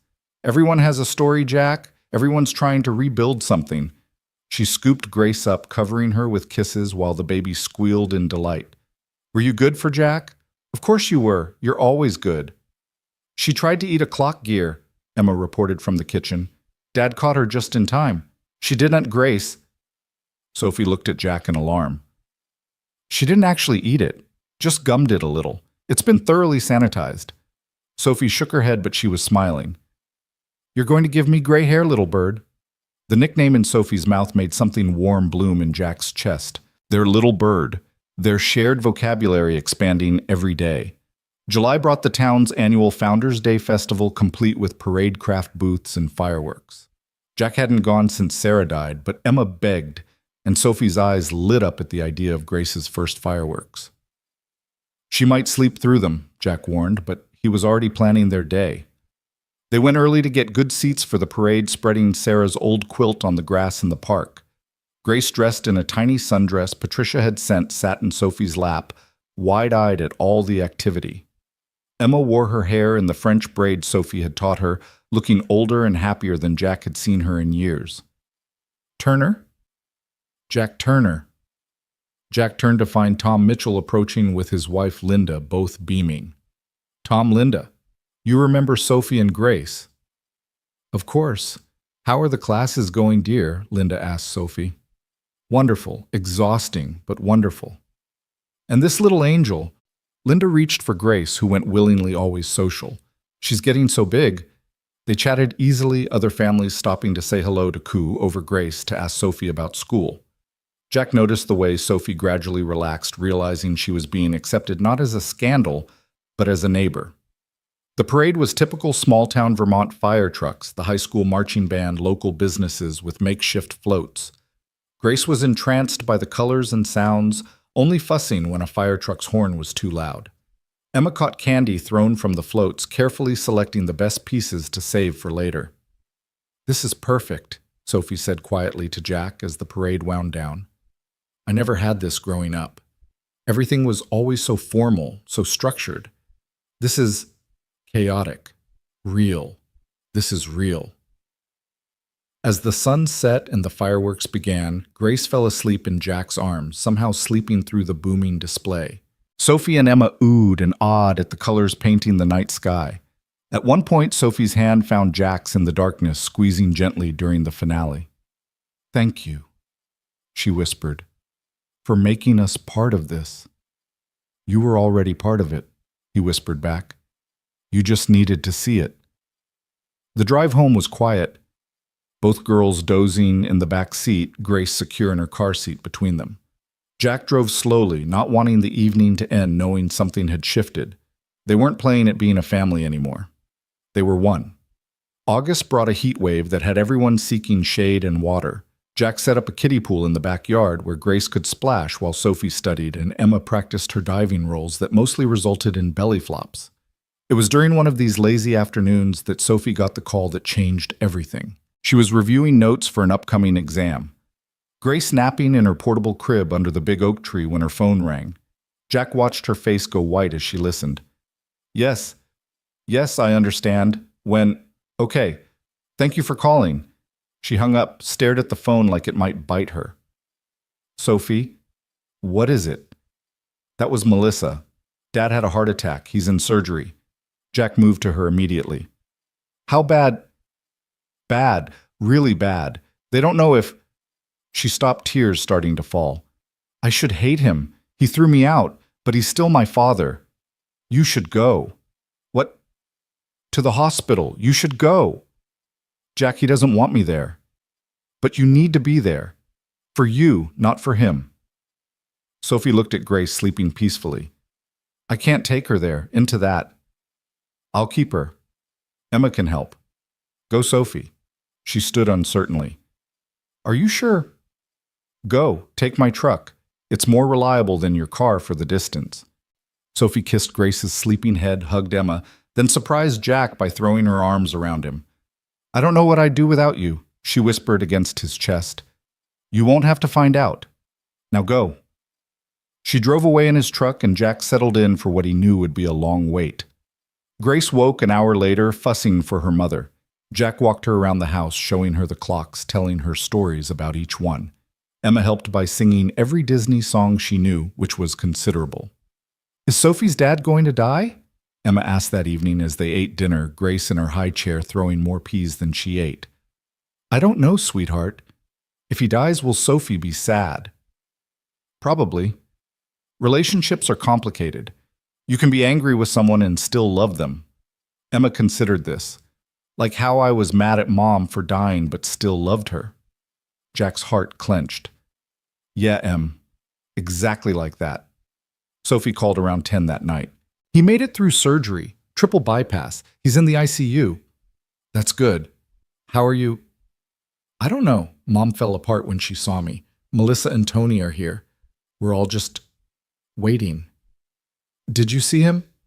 "No. Mom went in. Only one at a time. She said he asked for me, but I think she was lying to make me feel better." "Maybe not. Maybe." She sighed. "I should come home. Grace is fine. She's asleep. We've got her. Stay as long as you need." There was a long pause. "Home. I said I should come home." "Yeah, you did." "That's what it is now, isn't it? Home." "Yeah, Sophie. It's home." She came back 2 days later exhausted and emotionally drained. Her father was stable but facing a long recovery. He'd been awake when she finally saw him, had looked at her for a long moment before saying, "You look like your mother at that age." "That's all?" Jack asked as Sophie recounted the visit. "That's all. But Mom said it's the first thing he said about me without anger since I left." "Maybe it's a start." "Maybe." Grace nearly turned herself inside out with joy when Sophie walked through the door, reaching desperately for her mother while babbling "Mama, mama, ma" at top volume. "I missed you too, little bird," Sophie murmured, breathing in Grace's baby scent. "I missed you so much." The rest of August passed in a blur of Sophie's classes, Grace learning to sit up on her own, and Emma preparing for 7th grade with a mix of excitement and dread. Jack found a rhythm to their days that felt sustainable, like something that could last. September arrived with cool mornings and the first hints of color in the leaves. Sophie had aced her summer courses and was starting full-time in the nursing program. The schedule was demanding classes 3 days a week, clinical rotations starting next semester. "I'm going to be gone so much," she worried, watching Grace play with blocks on the living room floor. "We'll manage," Jack assured her. "Mrs. Thompson offered to help when I have clock deliveries. Emma's in school most of the day anyway." "But," Sophie, stop looking for problems. "You're doing this for Grace, for your future. We all understand that." What he didn't say was that he was already dreading the day she wouldn't need them anymore, when her degree would give her options beyond a cabin in Vermont with a broken clockmaker and his daughter. It was Emma who brought up what Jack had been avoiding. "Dad, are you in love with Sophie?" They were working on Emma's science project, something about photosynthesis that required far too many bean plants. Jack nearly dropped the pot he was holding. "What, Em, no. Sophie, she's family, but not like that." Emma gave him a look that was pure Sarah skeptical and knowing. "Dad, you smile different when she's around." "I smile the same." "No, you don't. You smile real smiles now, not the fake ones you did after Mom died." Jack set down the pot, sat beside his too perceptive daughter. Sophie's 19 years old. So I'm 44, I'm old enough to be her father." "But you're not her father. You're Jack." "It's not appropriate. She's in a vulnerable position living here depending on us. She's not dependent. She pays for groceries, she cooks, she helps with everything. That's not dependent, that's partnership." When had his 12-year-old become so wise? Even if there were feelings, which there aren't, it wouldn't be fair to her. She deserves someone her own age, someone who can give her a full life. Like Ryan. That worked out great. Emma. "Dad, I'm not saying you should marry her tomorrow. I'm just saying, maybe stop deciding what she deserves and ask her what she wants." Before Jack could respond, Sophie and Grace came in from their walk, both pink-cheeked from the cool air. Grace reached for Jack immediately, and he took her, feeling her solid weight, her trust. "Bean plants," Sophie said, seeing their project. "I did this same experiment in high school, made my parents keep 30 plants in the kitchen window." She helped Emma label the containers, talking about variables and controls, and Jack watched them, his daughter and this young woman who'd become so essential to their lives. Emma caught his eye and mouthed, "See," before turning back to Sophie with a question about photosynthesis rates. That night, unable to sleep, Jack found himself in Sarah's craft room. Sophie's room now, though Sarah's presence lingered. Sophie had integrated herself carefully, respectfully, her few possessions mixed with Sarah's abandoned projects. On the dresser sat a photo Emma had taken of all 4 of them at the Founders' Day festival, faces bright with laughter and firelight. "What would you tell me to do, Sarah?" he whispered to the empty room. "Would you tell me I'm being foolish, that I'm too old, too damaged, or would you tell me to stop overthinking and just be happy?" No answer came, but through the wall he could hear Sophie singing softly to Grace the same lullaby she'd sung that first night. The sound was answer enough. Life was happening whether he was ready or not. October painted Vermont in glory, the mountains becoming a patchwork of gold and crimson. Sophie was deep in her studies, the dining table permanently covered in textbooks and notes. Grace had started crawling a development that turned the house into an obstacle course of baby gates and relocated breakables. "She's like a tiny tornado," Emma complained, finding Grace once again heading for her rock collection. A very cute tornado, but still. It was a Tuesday afternoon when everything shifted again. Jack was in his workshop, Emma at school, Grace napping, and Sophie supposedly in class. But he heard her car pull up too early, and something in the way she slammed the door made him set down his tools. He found her in the kitchen crying silently over a cup of tea she hadn't touched. "Sophie, what happened?" She looked up, eyes red and swollen. I failed my anatomy exam, failed it completely. 38%. Oh, Sophie. I studied so hard, Jack. So hard. But I couldn't remember anything. I sat there looking at the questions, and it was like I'd never seen any of it before. She put her head in her hands. I'm not smart enough for this. Jack sat beside her, fought the urge to pull her into his arms. You're exhausted. When's the last time you got a full night's sleep? Grace has been teething.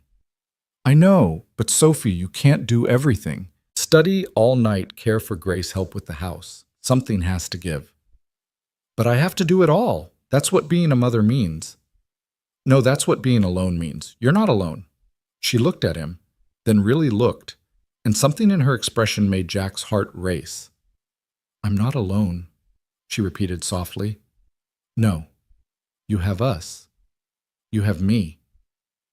The words carried more weight than he'd intended, but he didn't take them back.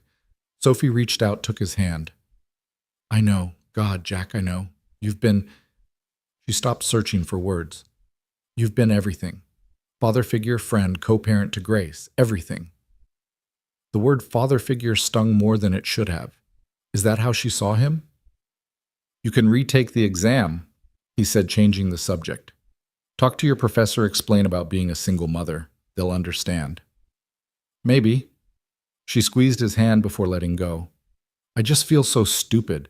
Everyone else seems to get it so easily. Everyone else doesn't have a baby. You're doing something extraordinary, Sophie. Cut yourself some slack. Grace woke, then, her cry cutting through the moment. Sophie stood to get her, but Jack was already moving. I'll get her. You review your notes. We'll figure out what went wrong.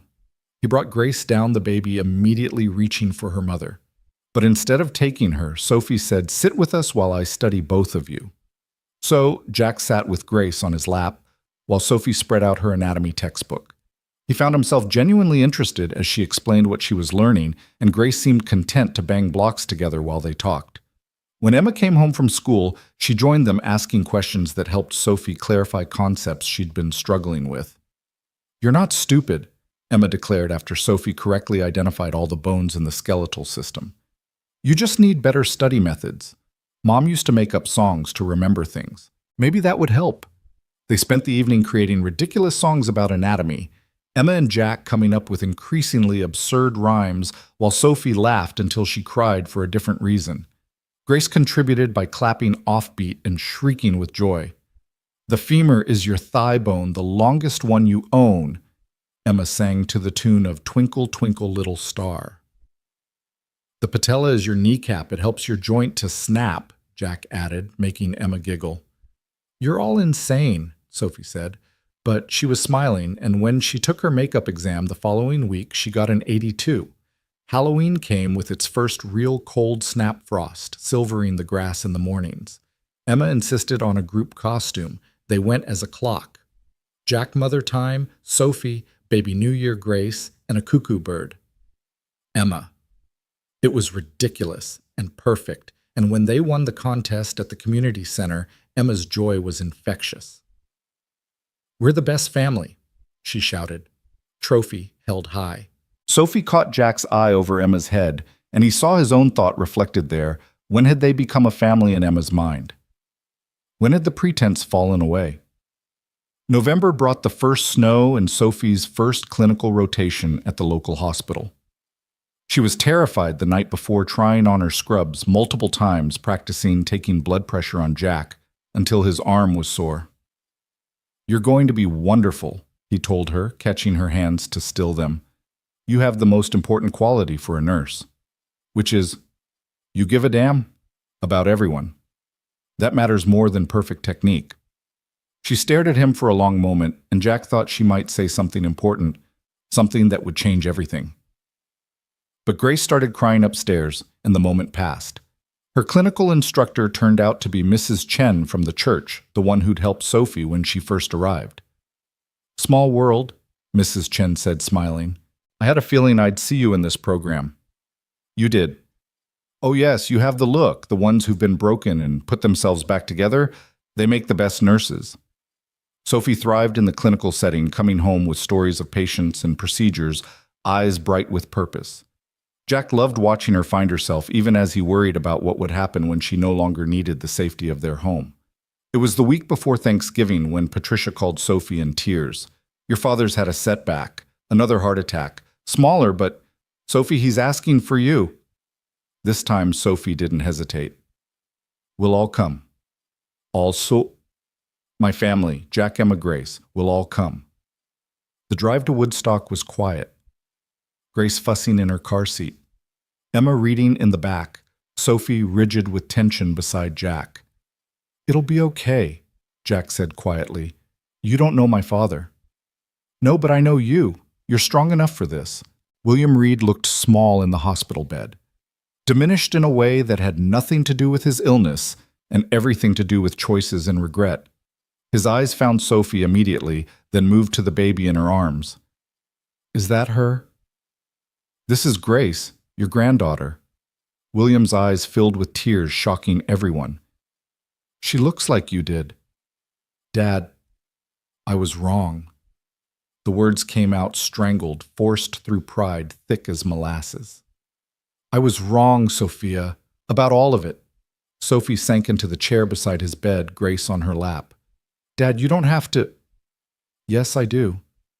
I've been lying here thinking about dying, about what I'd leave behind, and all I could think was that I threw away my daughter for what? For reputation, for what people would think. He reached out a shaking hand toward Grace. Can I?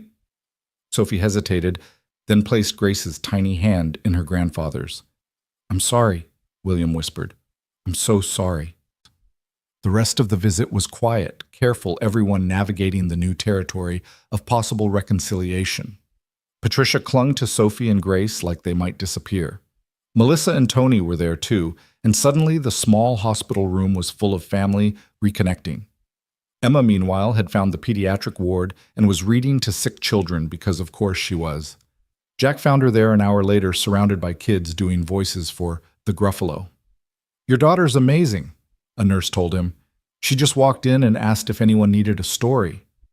She gets that from her mother, Jack said automatically, then realized he'd been thinking of Sophie, not Sarah. They stayed in a motel that night, 2 rooms side by side. After Emma and Grace were asleep, Sophie knocked softly on Jack's door. Can't sleep. Too much in my head. She sat on the uncomfortable motel chair. He apologized. My father actually apologized. How do you feel about that? I don't know. Relieved, angry that it took him almost dying, sad about all the time we lost. She pulled her knees up to her chest. Jack, what if they want us to move back? What if they want to be part of Grace's life now? What do you want? I want to stay in Vermont. I want to finish school. I want... She stopped, looked away. What? I want the life we have. Is that wrong? To choose the family we built over the one I was born into? Jack moved to sit beside her on the floor, their backs against the bed. It's not wrong. Family is more than blood.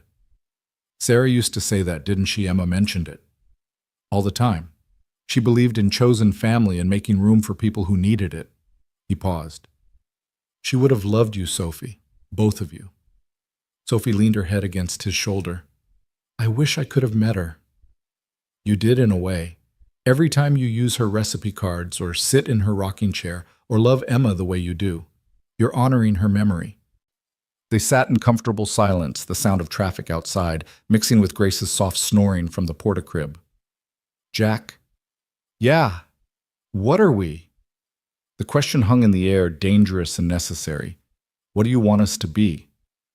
Sophie lifted her head, turned to look at him. In the dim light from the parking lot, her eyes were very dark, very serious. I want us to be real. Not just circumstances, not just convenience. Real. Jack's heart was pounding so hard he was sure she could hear it. Sophie, I'm too old, yet you're not. I'm 25 years older than you. So you deserve someone who can give you everything, adventure, travel, a long life together. I don't want adventure. I had adventure, it left me pregnant and alone on a highway. I want stability. I want someone who shows up. She reached out, touched his face gently.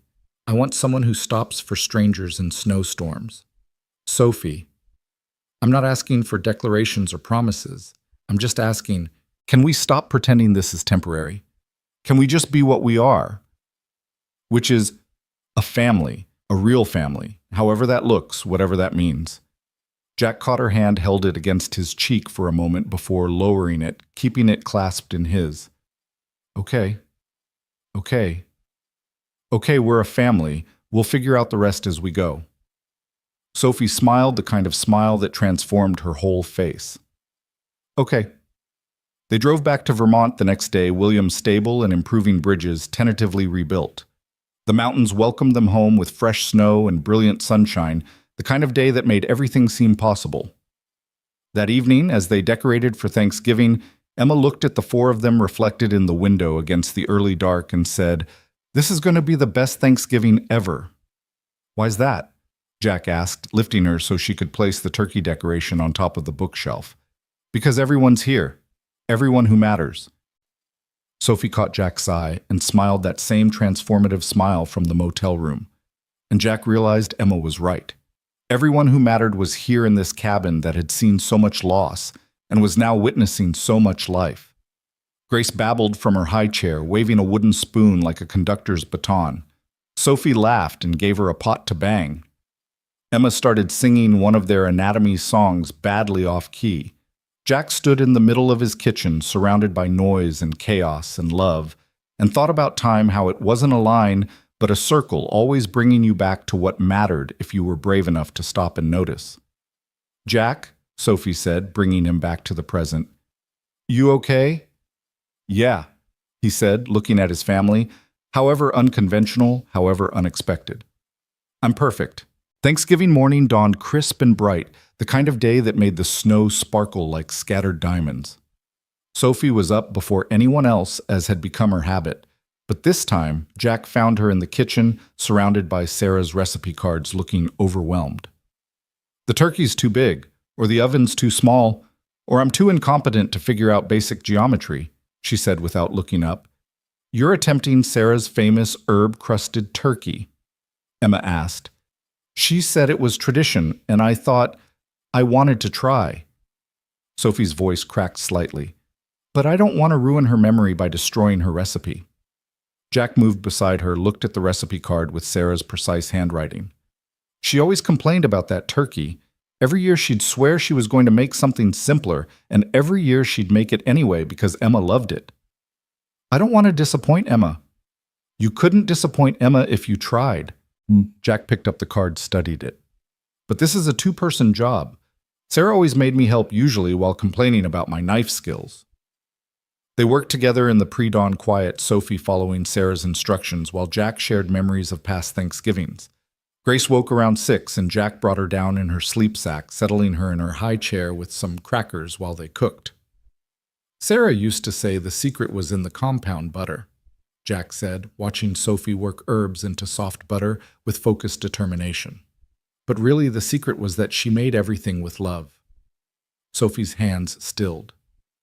"Do you think she would mind me using her recipes being in her kitchen?" "I think she would be grateful that someone was taking care of her family." Emma appeared as the sun was fully up, drawn by the smells. "It smells right," she said wonderingly, "like before." "Sophie's following Mom's recipe exactly," Jack told her. "Not exactly," Sophie admitted. "I added a little rosemary. My grandmother always said rosemary was for remembrance." Emma hugged Sophie tight around the waist. "Mom would like that." By noon, the house was full. Tom and Linda Mitchell arrived with pies. Mrs. Thompson from next door brought her famous green beans, and surprisingly, Patricia Reed appeared at the door with Melissa and Tony. "Mom," Sophie stood frozen in the doorway. "How did you?" "Your father insisted. He's doing better, and he wanted—" Patricia held out a covered dish with shaking hands. "I brought sweet potatoes, the ones you used to love." Sophie took the dish, tears in her eyes. "Come in. Please, all of you come in." The table extended with every leaf Jack could find barely held everyone. Grace sat in her high chair between Sophie and Jack, babbling commentary that everyone pretended to understand. Emma had made place cards with everyone's names in glitter, including one that said Grandma Patricia, that made the older woman cry. "Before we eat," Jack said, standing with his water glass, I want to say something. This year, I'm thankful for unexpected gifts, for the storm that brought Sophie to us, for Grace, who reminded us all that life keeps moving forward, for family both born and chosen. He looked at Sophie. And for second chances. To second chances, everyone echoed. And if Patricia Reed cried a little more, everyone pretended not to notice. The meal was chaotic and perfect. The turkey was slightly dry, but nobody cared. Tony and Emma got into an argument about whether stuffing or mashed potatoes were superior. Grace managed to get sweet potato in her hair ears and somehow on Jack's shoulder. Melissa told embarrassing stories about Sophie as a child that had everyone laughing. She used to bandage all her stuffed animals, Melissa said. Said she was practicing for when she became a doctor. Nurse? Sophie corrected, blushing. Same caring heart, Patricia said softly. You always wanted to help everyone. After dinner, while the others dozed in the living room watching football, Sophie and Jack cleaned up together, moving around each other with practiced ease. Thank you, Sophie said quietly, for letting my family come. They're your family. Of course they're welcome. It's complicated, though, after everything. Jack dried the plate she handed him. Most families are complicated. That's what makes them family. Patricia appeared in the doorway. Could I help? Sophie nodded, handed her mother a dish towel. They worked in careful harmony 3 generations, if you counted Grace playing with measuring cups on the floor. Patricia talked about William's recovery, his new diet restrictions, the way he'd started looking at photo albums he hadn't touched in years. He found your baby pictures, Patricia told Sophie. Spent hours going through them. He cried Sophia. Your father actually cried. People change, Jack said carefully. Sometimes crisis shows us what really matters. Patricia looked at him thoughtfully. Yes, sometimes it takes almost losing everything to realize what you had. That evening, after Patricia and her children had left with promises to visit again soon after Mrs. Thompson had extracted promises for the sweet potato recipe, after the Mitchells had insisted on leaving enough pie for a week's worth of breakfast, Jack found Sophie on the porch despite the cold Grace bundled against her chest in a carrier. Needed air? He asked, settling beside her on the swing. Needed quiet. Today was wonderful, but overwhelming. Yeah. She adjusted Grace's hat, the baby nearly asleep from the gentle swinging motion. My mother apologized. Really apologized, not just for Dad, but for herself. Said she chose being a politician's wife over being a mother. That must have been hard to hear. And hard to forgive. But I look at Grace and think, I'd forgive anyone anything if it meant she'd never doubt my love for her. They swung gently, the chains creaking in a rhythm that matched the sleeping baby's breathing. Jack, that toast you made about second chances, did you mean about us? Jack considered his words carefully. I meant about all of it. You and Grace coming here. Your family finding their way back. Emma learning to be happy again. Me learning that life doesn't end with loss. Sophie turned to look at him in the porch light.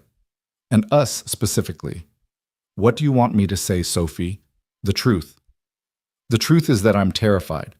You're so young with your whole life ahead of you. In 2 years, you'll have your degree, you'll have options, you could go anywhere, do anything. And I'm a middle-aged clockmaker with a daughter and more baggage than an airport. Sophie laughed softly. You're also the man who saved my life, who gave Grace a home before she was even born, who makes me feel safe and valued and seen. She shifted closer to him on the swing. Age is just numbers, Jack. Time. And you taught me that time isn't linear. Sophie, I'm not asking you to marry me or make any grand declarations. I'm just saying, stop pushing me away because you think it's what's best for me. Let me decide what's best for me. Before Jack could respond, Emma's voice called from inside. Dad, Sophie Grace is going to miss the lighting of the tree in town if we don't leave now. The moment broken, they gathered themselves for another tradition. The town tree lighting was magical. The whole community gathered in the square. Grace's eyes went wide at the lights, and she reached for them with chubby fingers babbling excitedly. Emma found her school friends and ran off to play checking back periodically like a mother hen. She's growing up. Sophie observed, watching Emma organize some kind of game with the younger kids. Too fast, Jack agreed. Seems like yesterday she was Grace's age. Time, Sophie said with a smile, never does what we want it to. The tree lit up suddenly, hundreds of lights blazing to life, and the crowd gasped collectively. Grace shrieked with joy, and Sophie lifted her higher to see better. Standing there in the crowd, surrounded by neighbors and friends holding the baby, while Sophie laughed at her reaction, Jack felt something settle in his chest. This was his family. However unconventional, however unexpected, this was his family. December arrived with a vengeance, snow falling steadily for 3 days straight. Sophie's finals were approaching, and she studied with an intensity that worried Jack. He'd find her at 3 in the morning surrounded by textbooks, Grace asleep in the bouncer beside her desk. "You need sleep," he'd tell her. "I need to pass these exams," she'd counter, but she'd let him lead her to bed, let him take Grace to the nursery. One night he found her crying over her pharmacology textbook. "I can't do this. It's too much. Everyone else has time to study properly, and I am trying to memorize drug interactions while teaching Grace not to eat crayons." Jack sat beside her, gently closed the textbook. "When's the exam?" 3 days. "Okay, here's what we're going to do. Emma and I will take Grace to my parents in Boston for the weekend. You'll have 3 solid days to study without interruption." "Jack, no, I can't ask." "You're not asking. I'm offering. Actually, I'm insisting. Your parents barely know about me." "They know enough. They know you make Emma happy. They know you've brought life back to the house." He hesitated. "They know you matter to me." Sophie looked at him for a long moment. "I matter to you. You know you do." "Do I? Because sometimes I think you're just enduring this situation until I can leave." "Sophie, no, let me finish. I see the way you look at me sometimes, like you want to say something but can't. I feel the way you pull back just when things feel close. And I understand you're scared. I'm scared too. But Jack, I'm not going anywhere. Not in 2 years, not in 10 years. This is my home. You're my—" She stopped searching for words. "You're what?" "My person. You're my person, however that looks, whatever that means to you." Jack's carefully constructed walls crumbled.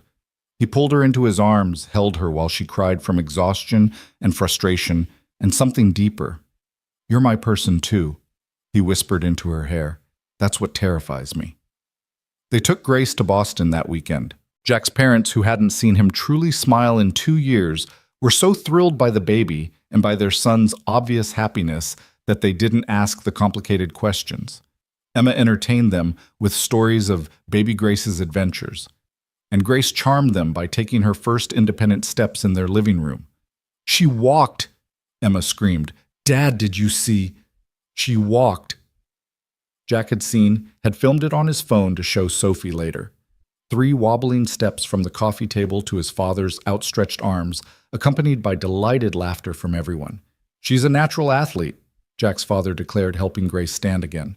"Going to be a runner like her." He trailed off, uncertain how to classify relationships in this unconventional family. "Like her grandpa Jack," Emma supplied easily. "Right, Grace." The baby babbled agreement, or maybe just nonsense, but it made everyone laugh. That night after the children were asleep, Jack's mother cornered him in the kitchen. "So Sophie, what about her?" "Don't play dumb with me, Jackson Turner. That girl is in love with you." "Mom." "And you're in love with her." "It's complicated." "Love always is." "But Jack, honey, you've been dead for 2 years. I watched you at Sarah's funeral, saw you disappear into yourself. And now you're alive again. That girl and that baby brought you back to life." "She's 19, Mom." "She's a mother. She's been through more than most people twice her age. And she looks at you like you hung the moon." His mother took his hands. "Sarah wouldn't want you to be alone, Jack. She'd want you to grab happiness wherever you found it." "How do you know what Sarah would want?" "Because I knew Sarah. She loved you more than anything except Emma, and she'd be the first to tell you to stop being an idiot and admit you love that girl." When they returned from Boston, Sophie had passed all her exams with flying colors. She met them at the door, glowing with accomplishment and relief. "I did it straight A's," Emma whooped and hugged her. Grace, newly mobile, toddled toward her mother with determination and Sophie scooped her up, covering her with kisses. "We have a surprise too," Emma announced. "Show her Dad." Jack pulled out his phone, showed Sophie the video of Grace's first steps. Sophie's eyes filled with tears. "I missed it. Her first steps, and I missed it." "You were securing her future," Jack said firmly. "That matters more than a few steps." "But, Sophie, there will be thousands of moments. You won't catch them all. No parent does." He touched her cheek gently, wiping away a tear. "But you're giving her something more important than perfect attendance. You're showing her that women can be strong and educated and still be wonderful mothers." Sophie leaned into his touch for a moment before Grace demanded attention, patting her mother's face with sticky hands. "Mama, Mama, Mama," Grace chanted her new favorite word. "That's right, baby girl. Mama's here." Christmas approached again, a full year since Sophie had arrived. This time they were prepared. The tree went up the first week of December, decorated with the previous year's homemade ornaments plus new ones. Grace's handprint and salt dough, a photo ornament of all four of them from Thanksgiving. Patricia came to visit alone this time, spending an afternoon teaching Sophie to knit properly while Grace napped. "I never taught you before," Patricia said sadly. "I was so focused on appearances, on being the perfect political family, I missed so much." "You're here now," Sophie said simply. "Yes, now when you don't need me anymore. I'll always need my mother, just differently than before." They were quiet for a moment, knitting needles, clicking rhythmically. "He loves you, you know," Patricia said suddenly. "Jack?" Sophie's hand stilled. "What makes you say that?" "The way he watches you when you're not looking, the way he lights up when you enter a room, the way he's built his whole life around keeping you and Grace safe and happy. It's complicated. The best things always are." Christmas Eve brought another snowstorm, gentler than the one that had brought Sophie to them, but still enough to coat the world in white. They attended the evening service at the church in town, Grace toddling down the aisle in her Christmas dress, stopping to show everyone her new walking skills. Mrs. Chen, who ran the Young Mothers program, pulled Sophie aside after the service. "I have something for you," she said, pressing an envelope into Sophie's hand. "The church has a scholarship fund for students in the nursing program. The board voted unanimously to award it to you for next semester." Sophie opened the envelope, gasped at the amount. "Mrs. Chen, this is too much. It's exactly enough. You're going to be an excellent nurse, Sophie. The community is investing in its future." That night, after Grace and Emma were asleep, Sophie found Jack in his workshop putting finishing touches on a wooden dollhouse he'd built for Grace. "It's beautiful," she said from the doorway.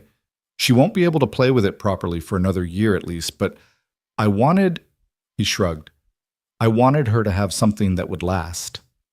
Sophie came closer, ran her fingers over the perfectly carved details. "Like the clock you're teaching Emma to build. Traditions matter, having something made by someone who loves you, something that lasts beyond the moment that matters." "Jack." "Yeah." "Can I give you your Christmas present early?" "It's not Christmas yet." Sophie kissed him, not on the cheek, not quick and friendly, but really kissed him. For a moment, Jack stood frozen, then his arms came around her, pulling her closer. When they finally broke apart, both were breathing hard. "Sophie, don't list all the reasons this is a bad idea. Don't talk about age or circumstances or what people will think. Just, did you want that? You know I did. Then that's enough for tonight. The rest we'll figure out as we go." She kissed him again, softer this time, then left him standing in his workshop surrounded by ticking clocks and the dollhouse that would last Grace's lifetime. Christmas morning was chaos. Grace had figured out wrapping paper and was more interested in tearing it than the presents inside. Emma had made everyone quilted potholders in her home economics class, lumpy but made with love.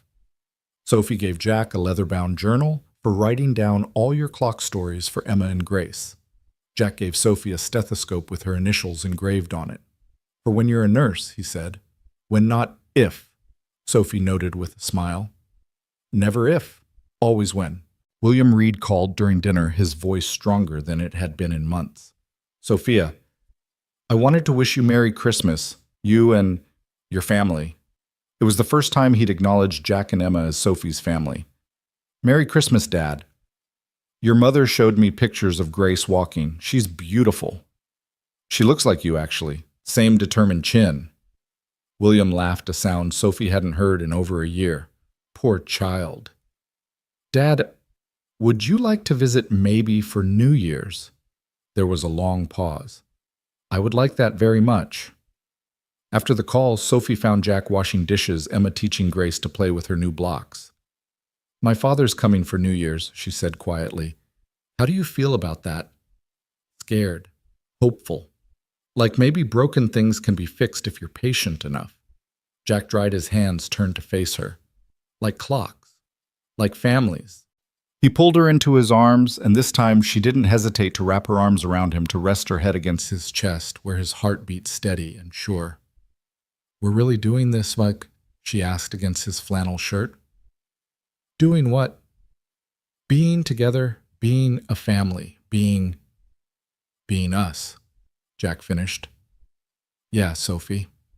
We're really doing this. Emma looked up from where she was building a tower for Grace to knock down. Finally, I thought you two were never going to figure it out. Emma, Jack said, embarrassed. What? It's been super obvious forever. Even Grace knew, right, Gracie.